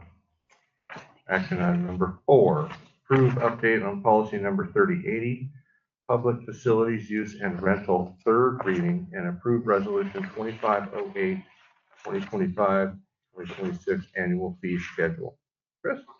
Yeah, so this is the third reading of this policy update. As discussed at the last 2 board meetings, major updates in the revised policy include the addition of the fire hall meeting room, salmon room at the clubhouse, and the playground. The district's risk management insurance provider, GSR May, also provided updated insurance language. At last month's meeting, the board requested the removal of the associated fees from the policy. Staff created a separate annual fee schedule, which will be reviewed and approved during the annual budgeting process moving forward. Staff have also accepted all track changes of the revised policy since last reading for clarity. Only track changes since second reading are displayed. Staff will work on updating the associated rental agreement form for the use of the clubhouse and potentially this facility internally. So one note about the annual fee schedule is there's no change to any of these fees. These are all pre-existing, either housed in separate policies or in our ordinances. And so we just put these all in one spot for simplicity. There's no change to any of these dollar figures. So the recommendation is to approve the update of the policy and the resolution approving the annual fee schedule. Any questions? Yeah, and I already went over most of my questions with you prior, but on page 4 of the annual fee schedule, it is, it says for the abalone hall plus kitchen use, it was only $50, which was the same. I'm talking about nonprofits and Shelter Cove residents. It's the same price as just if you were just doing the abalone hall. So I feel like we should have a larger fee if they're doing abalone hall plus the kitchen. And then I'm also wondering if it's possible for us to bring this back in February when we're dealing with the fee schedule for the fee exemptions. And that would give us a little bit more time for staff and the Parks and Rec to go over this in detail. I know this is the third time we brought it in, but I'd rather have it done correctly than just trying to get it passed and have like I said, I should have caught that before at the last meeting, but I didn't. And I don't know, I just feel like we're going to have some changes anyway. And it's up to you guys. And if staff has any comments. After we talked about this, and I'm trying to remember, I mean, it just occurred to me right now, actually. In general, when we're raising rates or fees, I think we have to provide notice. And it has to be like, it has to go out in publication and it has to have a notification. So I think that to move forward, we could possibly just accept this now, and then when we go through the budget review process, we do notify that of a public hearing event at that time, and if we want to consider any fee changes at that point, it might be a better time to do that.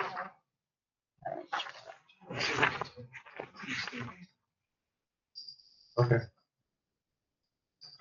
Sounds like that's in our best interest. Anybody else got something to say about this? Jeff? There's still the typo with the 0Q5 for the airport. It's on page 9. Is it 0Q5 or OQ5? OQ. Yeah. Of this policy? Yeah. Sorry, That's okay. It's just a typo with the misidentification of the airport. Not a big deal. Yeah, it should be O. I'm pretty sure it's Oh, is it? Okay. Yeah, I thought at the last meeting they said it was O, but yeah, whichever it is, that's fine. Okay. I'll double check that. Thanks.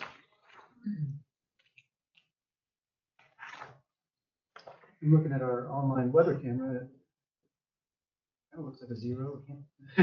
Okay. That's tell. It's the number 0, Yeah. Q5, yes. Okay, great. Yes. All right, Anybody got anything else they want to say? What do we want to do here? I think I'm gonna say that I'm good with it, especially since we're gonna be doing it anyway with our budget review. I think that this is the third reading. Let's move forward. Yeah, I'd be fine with that too. And just going back in, the policy. I'm just wondering if that $50 was a typo, because it does say, in the original format that it's a $75 flat fee for Shelter That's what I'm Cove. looking at right now. I'm looking at our existing 38. So I think that was a typo. I think it was a mistake. I think it is. Okay, so if we could just fix Go that, for it. that'd be great. And then we would, then it's not a fee increase because it's in our original. I think that was thank you. Okay. So you want to make a motion with modifications? Okay, so I move that we approve the update of policy number 3080, public facilities use and rental, and approve the 2025-26 annual fee schedule through resolution 2508 with modifications. And I will second that. Roll call.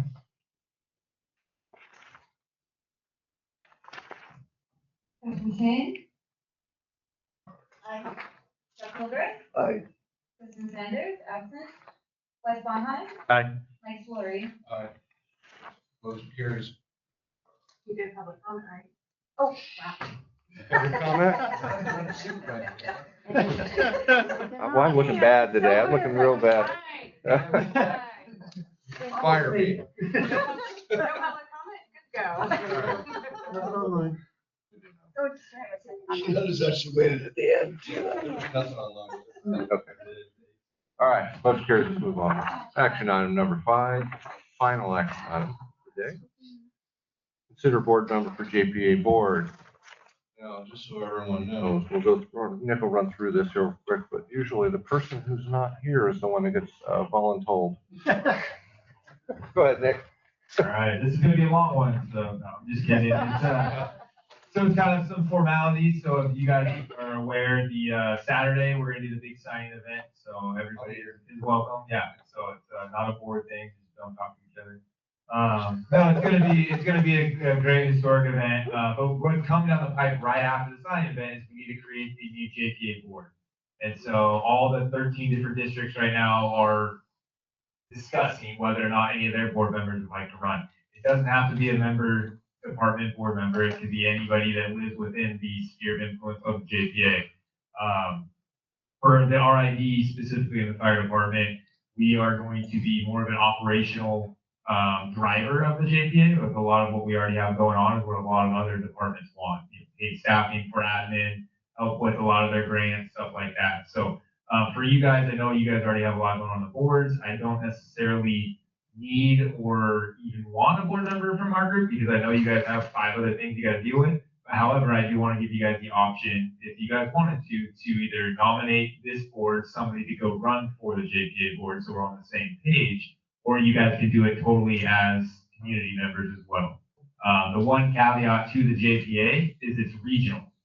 So I don't really want somebody that only has Shelter Cove interest in mind on that board. We want a regionally thinking board. We're going to have myself and Chief Hargrave as spokespersons for our district. But the way the voting works, it's all in there, but I just want to reiterate that you guys, our board will have one singular vote as a board for each one of the nominees of the JPA board. So it's going to get a little bit, can get a little bit convoluted as far as if you guys don't agree on the nominees. And so once we know the nominees, we'll be bringing that back. The fire department, through myself, will have one vote, and our board will have one vote. That's how we're going to try and keep it fair between the fire departments and the boards for all the other districts. But again, very exciting, but it is going to be some extra work. They're not sure exactly how often that group's going to meet, but we do have millions of dollars of grants already lined up waiting for this entity to get established. So it's going to be pretty fast paced to get the admin side built up on that. So again, I don't have a preference other than you have to have more of a regional input with all of Southern Humboldt, not just Shelter Cove. And Tristan's not here, so. Tristan told me she volunteers. She said she left. No, I'm just kidding. Anybody interested of the board? You know, I would put my name in the hat, but not based on what Chris, I mean, what Nick just said. I mean, if, I don't want to be, you know, I think I can think regionally, but, you know, if you want someone from this board to be on that board, then I would throw my name in the hat. But if it doesn't matter to you, then I don't need the extra extracurricular activity. So I definitely can relate to that. So I don't want to add anything else to you guys' plate. And again, I don't necessarily think the RID needs that. It's not going to be as important as to have that voice. However, I do think your guys' formality of the board would bring experience to that group. And that's really what we're going to need. Is we're going to need multiple different perspectives on that board because it is going to be representing such a large group of people in our region. So I actually wish Tristan was here because when we are talking about region, being able to represent regionally rather than just Shelter Cove, I do believe that Tristan has more of a pulse on the surrounding communities, and in particular, some of the larger communities that maybe haven't even signed up to the APA, but maybe would be more likely to consider it with that connection or that more diverse connection. So personally, I would be, but unfortunately she's not here, but I would be throwing Tristan's name into, Tristan Sanders into that. It's about an under the bus. It's actually a really important representation. But again, if you're also feeling like we don't have to do it, there's that too. But So there's nothing that if we take no action on this, she could still run for it as an individual. We can even have that conversation at a later date too. I don't know if it will be back before the January meeting, but I think looking at the time frame, that could be a possibility where we could have it as a discussion item on that meeting. The biggest thing is I want to get all you guys collectively on the same page when we go for the vote. And so I will be giving you guys, hopefully through that meeting, maybe through an email to keep you in the loop of that JPA, the list of nominees, because we will have to have that discussion to how it's going to vote. So that's kind of the biggest thing of keeping it as an action item, but really it could be a discussion item as well. So we can table it till next month if possible. Yeah, just having the discussion and saying that's kind of what the point or the purpose of the discussion is, to say like, hey, it's not something I want to force on you guys. It's my board and my representative. However, you guys can bring something collectively to that. And you'll still have a voice to me regardless of what happens. There could be potentially 20 people running for this. We're not sure. We're hoping it's manageable with the election process, and we just came out with how the election is going to happen to keep it fair and equitable across all the different districts from big and small. We're going to have companies involved that aren't even formal districts, and we're going to bring them in too. So it's exciting to see where it's going, but I just want to make sure you guys have a say in as much information as you want within that. So if it's all right for you, I suggest we table it. So, Yeah, I'm good with that. And I'll reach out to Tristan too and get her side. Unless you good with that? Oh, yeah. Yeah. All right, we'll table it. And before we. Public comment. Yeah, so it kind of got overshadowed by the sports board because everybody leaves when it's time to talk about it every time. Yeah, I brought it up over the last 3 years. There's been action items on it. So what it is, it's a joint power alliance. So it's the 13 departments. Yeah, sorry. Yeah, the acronym. Yeah, thank you for correction on about the acronym. and just real quick, is there some kind of timeline on when that board will be formed? Like, We're hoping to get it after January. So there's a little bit of getting the agreement signed, and then it has to go to the state to actually formalize that, hey, we got all the agreement we have. We only need 2 districts to form a JPA. So we just got, Whitehorn just came on board like yesterday. So it's super exciting because that's been a fight for a long time to get them informed on it. And yeah, going back to district boards and everything, and this is definitely going to help all of them. The big 2 is Redway and Garberville. They're for different reasons. They haven't committed to it yet, but I think in the future that's going to be another conversation that comes up. But it doesn't mean they can't benefit from a larger organization. I benefit from CAL FIRE all the time. So I don't want to take that away. It's not going to be a delineated line, but I'm hoping that going into March, April, we can actually establish that. Really, it's going to be how quickly the state gets back to us once we sign that actual agreement. That's the start of everything is going to be getting that signed. That happens Saturday. So we'll move quick after that. What time again, Chris? It starts at 1300 here.